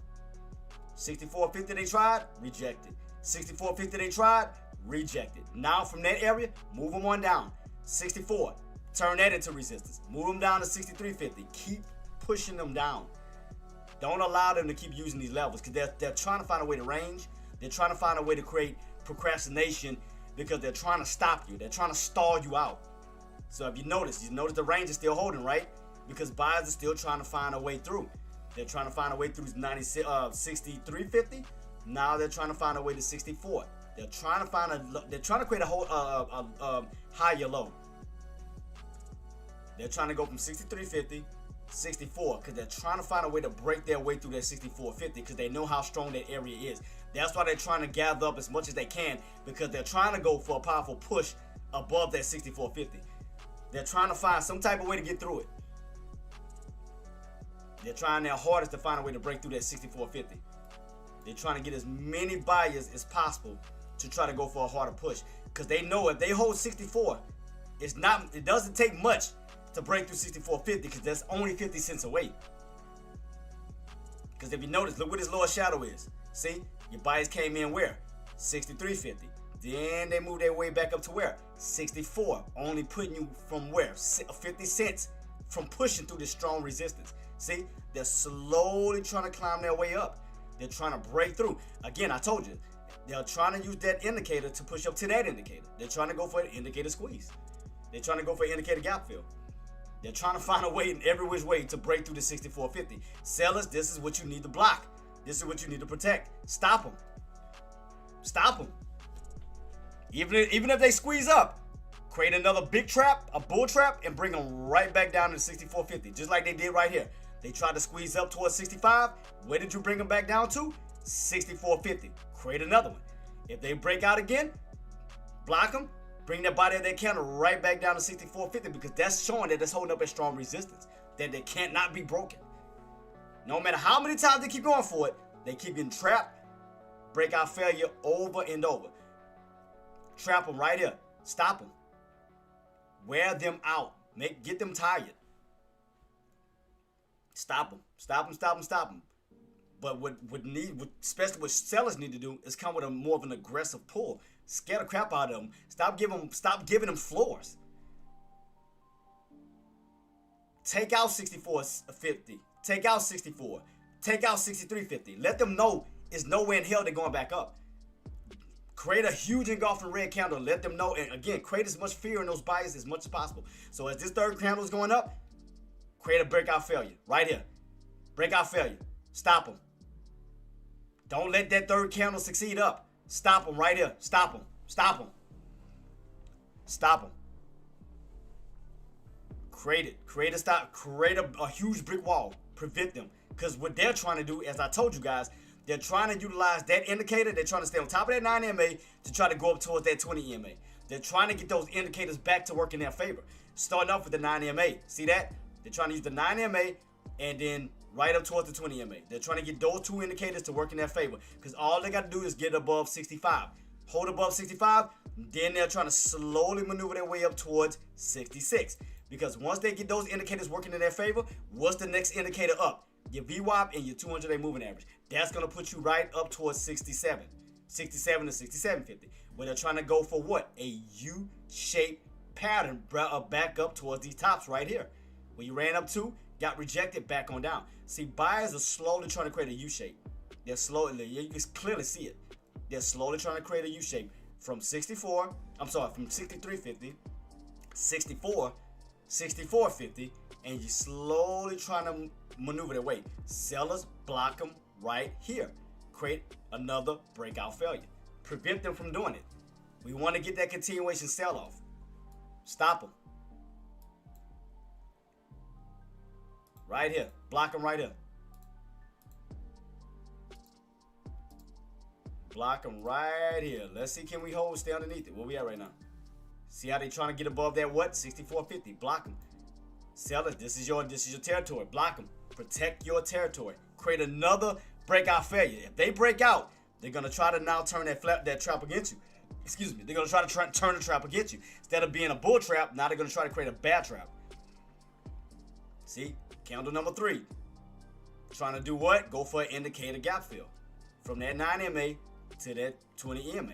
Sellers, create a pullback, a breakout failure. Bring the body of that candle right back underneath.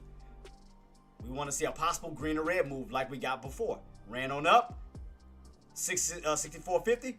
What did we do? Green or red, right back on down. But look what they're trying to do now. They're trying to get that third candle to finally break on top of it. Sellers, take them out.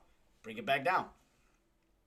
If not, they're going to try to utilize 64 to push their way right back on up, 65, and find their way towards that 66. So watch very careful, because so far you got candle number 3. You got candle number 3, and candle number 3 is trying to stay on top of what price point? 64.50. Shorts, bring them back underneath. Create another breakout failure right here. Create another top. Bam. That's what I'm talking about, baby. Block them. Block them. Close them underneath it. See? Keep them underneath. Keep them underneath. If you want to succeed and have them bad boys pull back down, see? They're going to squeeze. See what I mean? From that indicator up, see? I told y'all. I told you that 64 was going to be crucial. It was going to benefit both sides of the fence. Because you see, sellers were trying to keep buyers underneath 64. Buyers are trying to reclaim 64. I told you that area was going to be very crucial. I told you. Sellers, again, create an upper shadow, but bring the body of that candle back down towards 64.50 if you want to flip it. Other than that, buyers are going to try to stay on top of 64.50. Try to use that floor. Change that trap from a bad trap now to from a bull trap to a bad trap. As they slowly still progress their way back to the upside. All right, here we go. Bring them back down. That's what I'm talking about. Bring them back down. Close it. Underneath. Keep them underneath that 64.50. Create another breakout failure. Create another one. Bam! Let's go, shorts. Come on. Hold them. Come on, shorts. Do it. Let's go. There we go, baby. There we go. Come on, man. Keep underneath. Keep underneath. 64.50, baby. Let them know y'all own it. Let them know y'all own it. Let's go. 64.50. Keep them underneath. Another breakout failure so far. Third candle couldn't succeed. We want to see a possible green or red move underneath 64.50. Right back on down. Slaughter. Kill him. Get him. There we go, baby. And I told you we're going to run up toward that 20 MA. So here we go. And they protected what? 64.50. Back on down. Shorts. That's what I'm talking about, baby. That's what I'm talking about, guys. That's what I'm talking about. Come on, come on. We already know what we need next. We need to crack 64. So far, upper shadow, still holding, still protected, 64.50. We got to get now this candle to continue down. We need to create another trap. Let's see, can we create another trap? Come on, come on, come on. Because that candle needs to flip. We need to create a huge upper shadow, but this candle needs to fall underneath 64. I'm trying to help you guys out as much as possible, guys. I'm trying to get these candles to flip. Oh, come on. Come on, shorts. Flip it, man. 64.50 down to 64. This need to be a red candle. We need the reverse. Create that cup pattern. There we go, baby. All right, underneath 64. Second red candle down. Come on. This candle needs to crack below 64. Come on. Because we got to get that continuation. We got to get some type of consecutive movement. Come on, man. Come on, sellers. You doing good at 64.50. Now we need to take out 64 itself. We need to get that second red candle. Come on, man. Come on, sellers. They just had it on this one, man. This candle should have been following through after this one. Come on, sellers. God dang, man. Come on. They just had it and they allowed them to do it again. Man. Sellers, come on, man. Y'all let me down right now. I'm trying to have faith in you guys, man. Y'all allowing those buys to overpower y'all right now.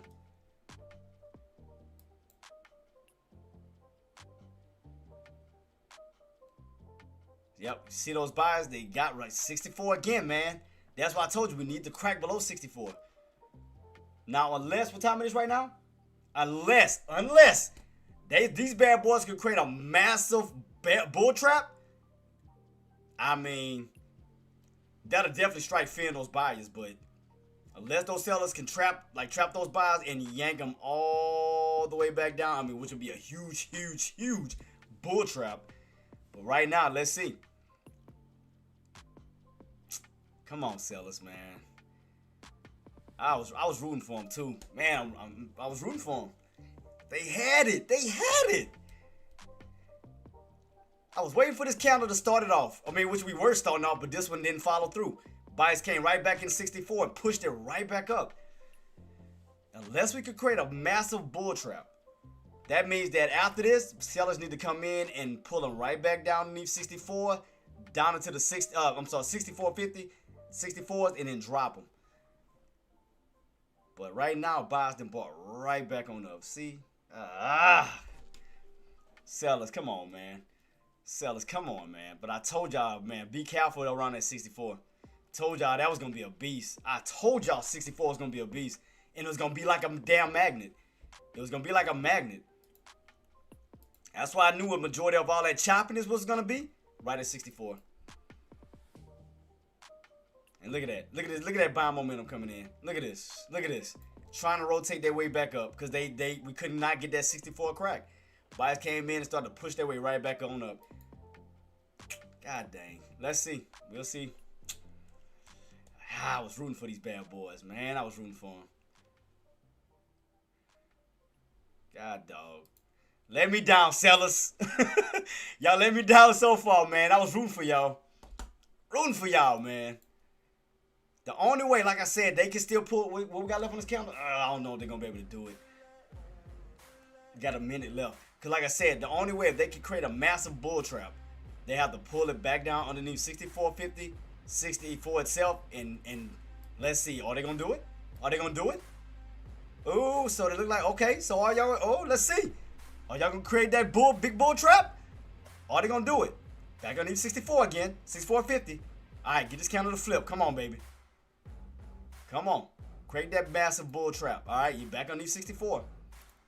Now we got to, 64.50. Now we got to flip underneath 64. We need this candle to flip red. That should be red candle number 2. So far, look like another bull trap. All right, got back underneath 64 again. See how that area is holding pretty. It's like a brick wall. What we got left on this candle? Almost 10 seconds. Come on, sellers. Close underneath. Close underneath. It's about 5 seconds. 5 seconds, guys. Look at the price. 64. All right, bam, underneath. All right. So they failed again. 64, baby. 64.50 right across the board. Failed again. Another failure. So another, man. I was like, man, I wonder if they would create another bull trap. So they did. Back underneath 64 again. 64.50. Keep wearing them out. I told you guys, keep wearing them out. 64.50. Keep wearing them out. Over and over and over. 64.50. Keep wearing them out. Wear them out. Because in due time, they're going to give up. They're going to give up when those sellers going to come in and just say bump it. More sellers. Because you got to think about it. Guys, on a psychological basis, the more sellers see this, or that area holding up as a resistance, more and more sellers could step in and go for more of an aggressive pull soon. Is what I'm saying. The more sellers see this, right across the board, 64.50, 64.50, 64.50, that level keep holding, I guarantee you, an aggressive pull is going to come. More sellers going to step in right around that area to go for a harder pull soon, as long as they keep those buyers underneath it. A more of a pull is coming, a bigger pull coming. So watch, mark my words, a bigger pull coming. As long as that level keep holding. So keep it on watch, guys. As long as that level keeps holding right across the board, that's going to entice more sellers to come in. Keep trapping them. Because that pull, I think that pull going to be coming soon, guys. As long as you keep them on these 64, I think a bigger volume coming. A bigger pullback volume is coming. Watch that level. Pull back, breakout failure, breakout failure, breakout failure, breakout failure, breakout failure, breakout failure, breakout failure. Right at 64.50. So keep it on watch, keep it on watch. Keep them underneath it. That's going to entice more sellers to come in, and then we could get that massive, that aggressive pull underneath that price point. As long as they keep those buyers keep stuck under here, keep them stuck. Keep them stuck, keep them stuck. I'm telling you guys, that price point alone could give sellers exactly what they want. Right now, I know we're in this range right here, but watch this price point. That can be your key. 64.50 for more downside to come. When you fall from the 64s and finally get your 62.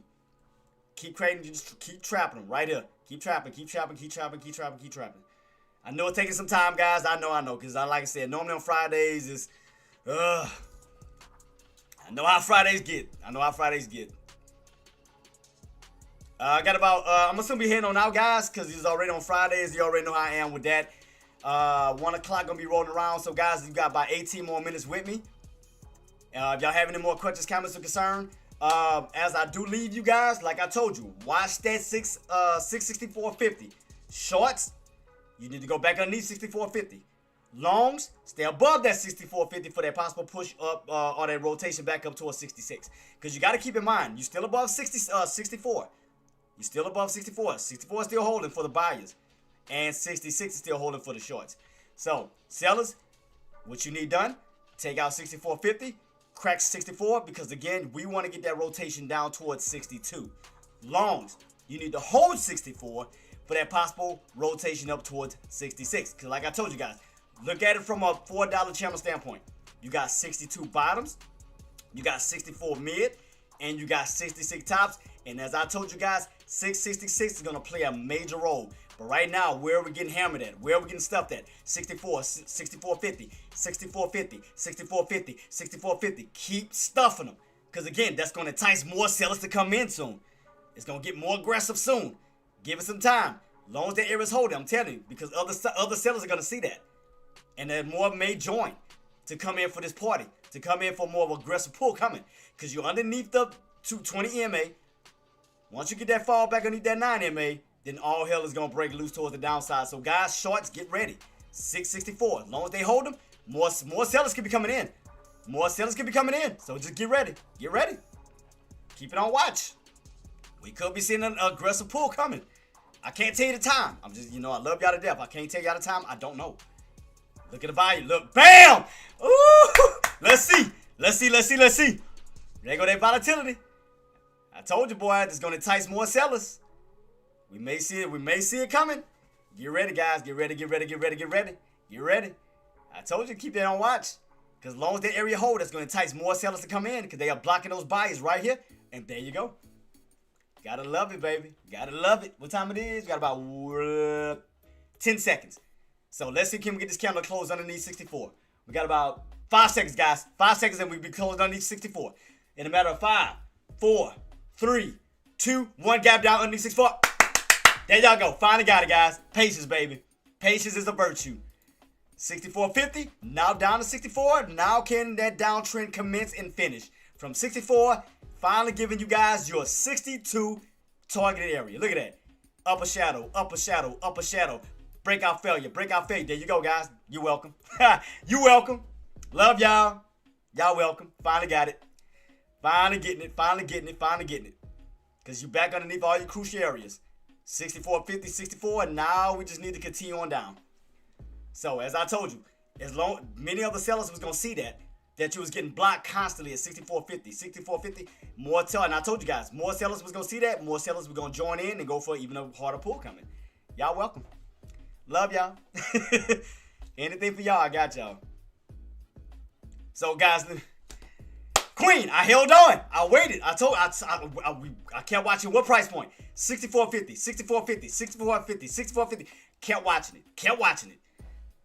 We kept breakout failure right across the board. And then after that, sellers seen that. More sellers came in, and then what? Had a harder pullback. Now look where you at, guys. You only need what price point? 64. So, and look, bam. Second red candle. Could be cracking that 63.50 on down. Now we could start that rotation. Now the rotation could start to begin when we get more of a pullback coming. So gear up, guys. Keep it on watch. So we finally got the 64 volatility. 64.50 volatility back on down. Y'all welcome. I got y'all, man. I told y'all. Patience is a virtue. I was going to help you guys navigate y'all way out of this damn range. I was going to help y'all navigate. I wasn't going to let y'all go, man. I wasn't going to abandon y'all. I was going to be right here until we got that true volatility to step in underneath 64.50. But I told you guys right across the board, 64.50, 64.50, 64.50, 64.50, and y'all got it. Y'all are truly welcome. Y'all are truly welcome. Love y'all, man. Love y'all. Love y'all. Just takes time. Just patience. Patience is a virtue. For my Tesla traders, 395. You back underneath 395. Anticipating that pullback down towards where? 92.50. So let's see, can we get that rotation? You think might go under 92.50? Yeah, I think in due time, Nadia. I think in due time, because you're underneath that main price point that we need to stay underneath, right? I mean, think about it. Let's go to it real quick before anything happens, before any other volatility takes place. All right, look. Right now, what price point are you underneath? On a 1 hour time frame, you got what? 1 red candle, 2 red candles, upper shadow underneath. What price point? 665, right? I'm sorry, 64.50. 64.50, that we could go on the next leg down. Upper shadow, that body could proceed to go back down this way. So that means that we could even go lower. We could crack below 62.50, down towards the 60s. We could find our way back down, all the way back down to these bottoms, the way this is setting up, because that's giving you an inverted cup. Now, right here's that handle. So that we could see another red candle pull it back down this way and could play a measure move where we could go even below 62.50s. But that bad boy could fall back down to the 60s, down into the 50s. Because you underneath this crucial area right here, 64.50 finally. And remember on how powerful that level is. And we go back a little bit, Nadia. Look right here, Queen. Go back a little bit. Last time we fell underneath 64.50, where did we fall?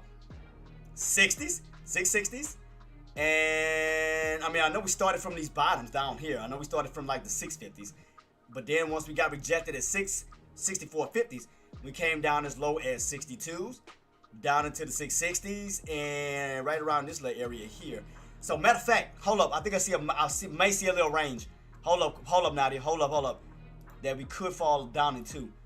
I see this little area right here. We had the strong red candle. That was around, what, 60? What is this? What was that open? 58.12. I see a 58.12-ish area. I mean, they could pull down to that. So let's see if we can play up that little range. From 64 down right around the 58, 56. So we may pull back down this way. I mean, ooh, so Nadia, we may have a harder pullback coming. We may. So, but watch this. Watch to see, can we get that further pullback. Let's see. Come on, sellers. Because now we're on these 64. Now let's see, can we create another bull trap, guys, at 64. Because 64.50 already held as resistance. Now we want to move the trap lower. 64 itself. We want to create another trap. Let's see, can we get it? We want to fall back on these 64 back down. We want this bad boy to continue towards the downside. So the levels I see, based off of on 1 hour, as long as you stay underneath that 64.50, I mean, you do have room to fall back down to the 662s, down to 660. So let's see. Got to get these sellers got to get that count. But Nadia, wait for the confirmation, Queen. Wait for confirmation. Because, I mean, again, you're still in this range. See, here go buy, still fighting the 64.50 again. And I told you, right here you're ranging. Ranging. Back and forth. Still in the range, guys. Still in the range. Now, I know it's a pain in the ass right now. I know it's a pain. But be careful. You know, don't just wait it out, man. Don't force anything. It's trying to break out of that range towards the upside. It was trying to crack the range towards the downside. Keep in mind, watch your 64.50. Man, god dang, man, these buys keep stepping in. Messing up my game plans. Because I wanted to get out of this stupid range, man. Like, good Lord, get out of it. For crying out loud. And every time you run to a 64.50, let's see. Are we going to trap him again? God dang, buyers, just let it go. If you can't break above 64.50, let it go. Stop bouncing up here. You ain't breaking out right now. Buyers, let it go, man. It's like they keep going up and they keep getting trapped at 64.50. Like, just let it go. If you don't have enough buying strength to break it, let it go. Let it go, man. We just seen this area too many damn times, man. How long have we been seeing this area? This shit it's making me crazy. Like, it's like we've been like, what time did this range start? Damn near almost the same time. 11:40. What was the one from yesterday? 11:30. So this one is now is 11:40. And what time is it right now? Almost 1 o'clock. Man, I know we ain't doing another 3 hour range. I know we ain't doing this again. I know we're not doing this crap again. Oh my God. Cause yesterday, what was it? Yesterday, yep, it was like 11:35 on this one. Yep, cause we started. What time did we start in this range yesterday? When we stayed in this one, it drove me nuts. This one was 11:35. 11:35. We stayed in this range. Back and forth. Then we slowly started to creep out of that range. Then tested that area one more time and then finally got the drop, and that was towards the end of the damn market. That took at, what time was this? 3:30. Power hour. 30 minutes till close. Then you finally got the drop. So we stayed in this range from, I'm going to stay right, I ain't going to start right here. I'm going to stay right here. So like 11:35 all the way through, and then finally got, man, they better not do this crap again today. They better not. All the way to no damn 3 o'clock. I am not staying here to watch this at no 3 o'clock. That ain't happening. I'd rather wait till next week. What's up, Queen? How you doing? Aussie? What's up, Queen? How we looking? I'm just trying to see how we're going to navigate out of this stupid range. I mean, right now, buyers are trying to hold back on top of 64.50. Man, god dang. Ugh. This is driving me nuts. This stupid range right here is driving me nuts. This one started at what? 11:40, right? Yep, 11:40. Good Lord, why I want to give up this range? I swear they better not pull a 2-day, 3-hour range. They better not. I swear they better not. This crap better pick a direction. I'm not playing. Now, before I leave, guys, for longs, as long as you I'm gonna have to speak about it on both standpoints, because anything can happen, Nadia, on Fridays, and also anything can happen when we could see transition and so forth. But so I have to speak about it on both standpoints. I have to. That's only right. Okay, guys. As long as you stay above 64.50, you do have room to navigate towards 66. We know 66 is gonna be a powerful level. If those buyers succeed above 66, you already know the next level up is gonna be up towards 68. As we navigate and slowly move our way towards the upside. Those will be your two targeted areas up. Downside. On the downside of things, if you was to fall back underneath 64.50, you have room to fall back down to the 64s, and we already know the targeted areas that we're aiming for is 62 down towards that 60 level, where we'll fall back down this way on a downtrend like setup. So that is your setup, guys. Watch your 64s 50 level down to 64. This area is going to be key. 64 to 64.50 is going to be key. So in other words, above 64 benefits the buyers. Below 64 benefit the sellers. That's about as easy as I can put it. It's the easiest way I can put it for you guys. So right now, buyers found their way to get right back on top of 64, 64.50. But I told you guys, 64 was going to be a beast today. I told you guys to watch that level. I told you it was going to be a lot of choppiness around 64, because that was going to act like a damn magnet when you're going to see it back and forth, back and forth, back and forth, up and down, that 64 was going to be a problem. I told y'all that 64 was going to be an issue. But you also got to keep that in mind on why so. Because if you go back to the 1 hour time frame, oops, hold up, I messed my thing up. Hold up. If you go back to the 1 hour time frame, I think it was in November, Nadia and Aussie, that area also played as what? Support and resistance. When you went underneath 64.50, you had a nice little pullback down towards the 58s, right? When you was above 64.50, you had room to navigate your way back up towards the 70s, up towards the 76s. So you see how that 664 works on both ends, right? When you're underneath it, it benefits the bears. When you're above it, it benefits the bulls. So you can see on why you're having a lot of back and forth towards 64 itself. So you can see why. It benefits both sides of the fence. So, but overall, I still see a downward setup, though. To me, it still looks weak. I'm going to just be honest. I'm still sticking to shorts. I'm going to be honest. I still think that we're going to crack. So, okay, what we need to... So, okay, where did this candle close at? So, this last green red candle closed at where? 63.38. 63.38.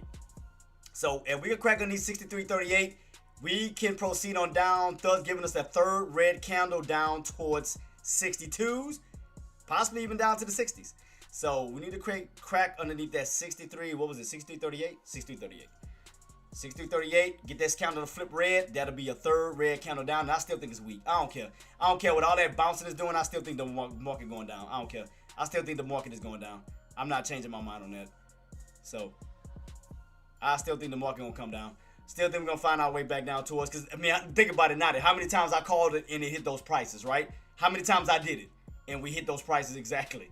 So, I still think that we're gonna find our way down towards 62s, possibly down to the 60s. I think so. Where do we need to go up and get? All right, the main area right here is 64.50, point blank. Your main area is 64 is point blank, Jenna.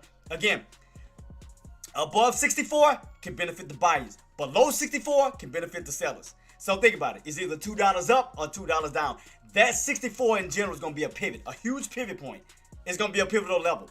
So why 64? I still think we're going to go down. I still think we're gonna crack 64 in due time, and I still think we're gonna find our way to 62.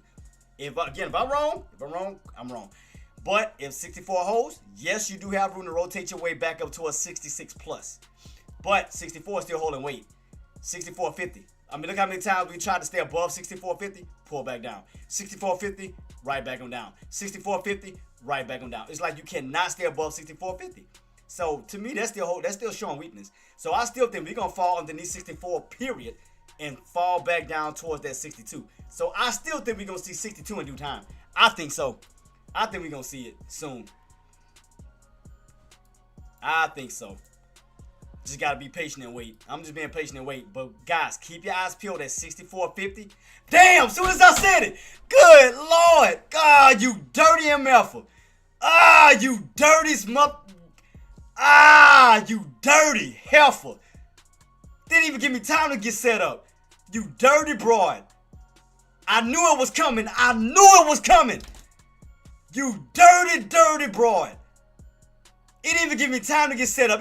I knew it. I freaking knew it. You dirty broad. I knew it was coming. I told you guys, the minute we fall back underneath that 64, volatility, y'all gotta give me credit. I called it. Because I still said I was sticking towards the short side. I called it. Y'all gotta give me credit on that, man. Y'all gotta give me credit. I called it.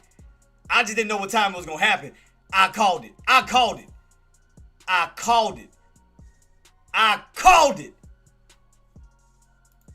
knew it. I freaking knew it. I knew it.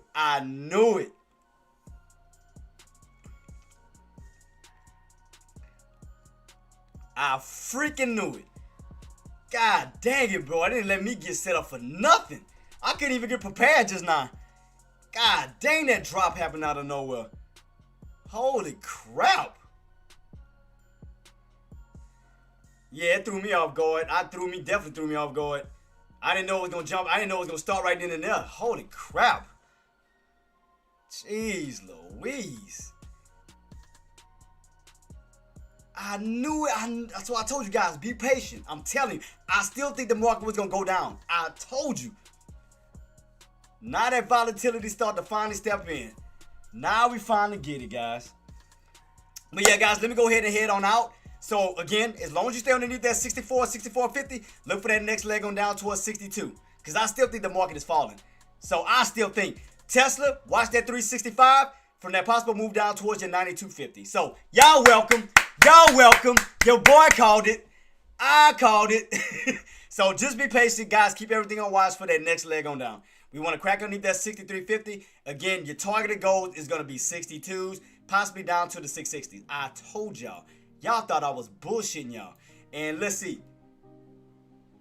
Let's see. I knew it. I knew it. I knew it. I knew it. Don't you doubt me.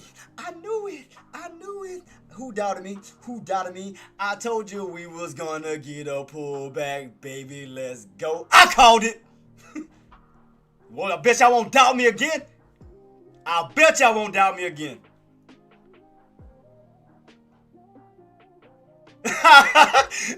Thanks, Alice. Appreciate you, Queen. Beautiful thing, you. I called it, though. I told y'all. Everybody doubted me. Ooh. Keep going, keep going, keep going, keep going, keep going, keep going, keep going, keep going, keep going. Come on, come on, come on, come on, come on, come on. Show me what you're working with. Let's go, let's go. 50, baby. And I am out. Ah! Done! Let's go! Let's go! Let's go! I'm out. Done. Let's go. Out. Done, baby. Done, baby. Ooh. Ooh. Ooh. I played Tesla. 95s back down. I took some scalps. Let's go. Let's go. Bam. Bam. Oh. Oh. Oh, let's go. Let's go. Let's go. Let's go. Let's go. Let's go. Let's go. Let's go. Let's go. Oh. Y'all love my move. Y'all love my trades, though, huh? I stick to my trades, baby. I don't run away from nothing. I told you guys, be patient. Be patient. 64.50, 64.50, 64.50. We got after we ran up to 65, back on these 64.50. There you go, you drop. So now let's see, can we go for the next leg down underneath 63.50 down to your targeted areas, ladies and gentlemen, towards that 62, possibly down to 60. We'll see, but I called it out. I told y'all. I called it. I told y'all. Let's go. Uh-oh. Uh-oh. Uh-oh. Uh-oh. Uh-oh. Let's go, though, man. But yeah, guys, man, I'm about to go ahead and shut it down today. It's Friday. You know, I do not like to gamble. But for those who still want to trade, I still think you got room to fall back down to that 62s, possibly all the way back down to the 60s. And we could even go down lower than that. But I'm just telling you where the ball, where the ball could be rocking and rolling. So 62s. Watch that 62 level. From 62 levels, we want to get that pull back down to the 60s. So in other words, we want the sellers to kick the buyers out of the 60s back into the 50s. In other words, for Tesla, as I told you, you crack that 395. Look for that possible pull back down to 290, 392.50. There y'all go. Y'all welcome. Love y'all. So I'm out. I'm out. And there you go, guys. Almost down to that 92.50. Y'all welcome. I'm done. So I'm shutting it off on my end. So let me give love to everybody because I stayed here and waited for you. I told you guys I was going to rock it out with y'all until y'all got what y'all wanted. I gave y'all what y'all wanted. Now the rest is up to y'all. Y'all welcome. I stayed with you guys through the choppiness and I stayed with you guys through the pullback. Yeah, gave y'all what y'all wanted. Y'all welcome. Love y'all. So I'm out. I'm out. I can finally go relax my nerves. So let me go ahead and give a shout out to everybody. Give some love to my chat as usual. WT. Shout out to my mods. Shout out to my beautiful, beautiful queen herself, Aussie and Nadia. Thank you so much for the super chat, for the super thanks. Thank you so much for that, queen. Who else? Had a gift sub. Y'all got to get the sub for my YouTube? I got to create one. God dog it. I got to create one for that too.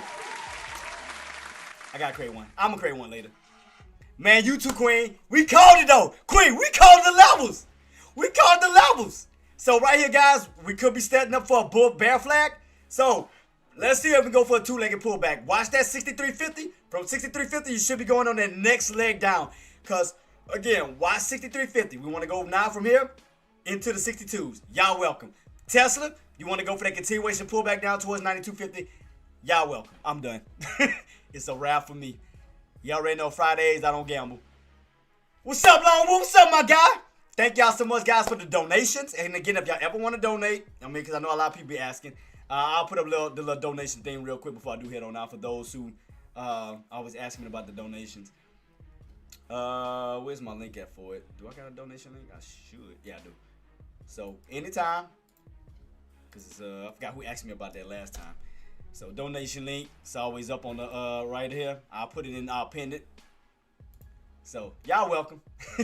Y'all welcome. I'm done. You too, Lone Wolf. You too, boss. Congratulations on your profit too, boss. I'll see y'all for next week. I'll see you next week.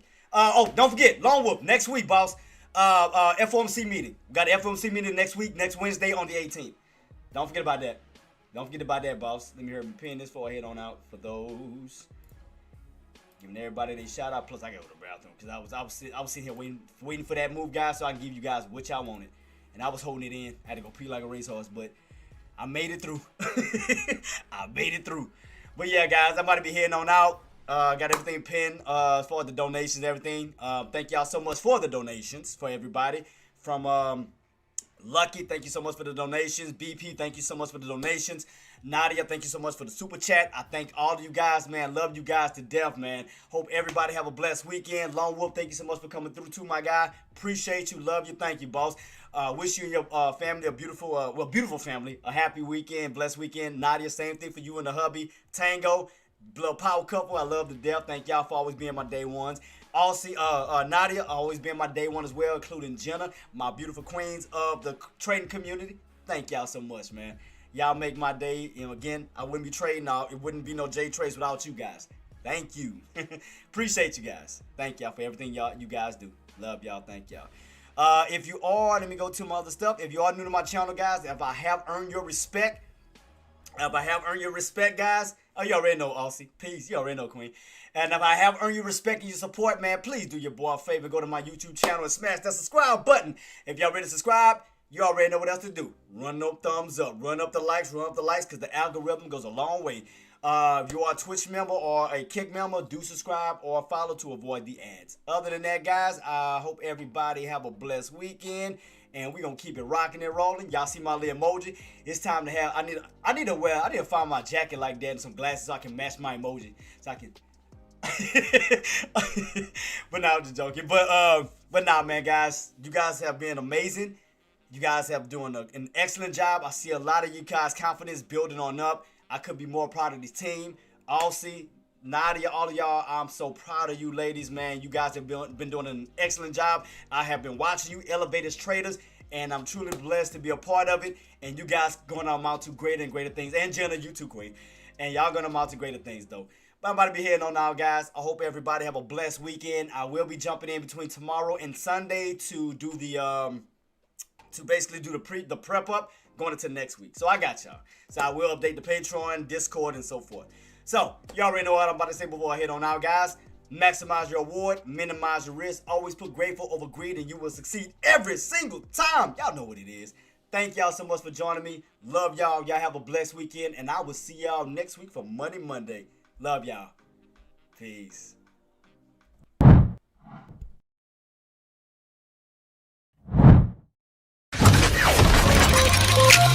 Subscribe for more content.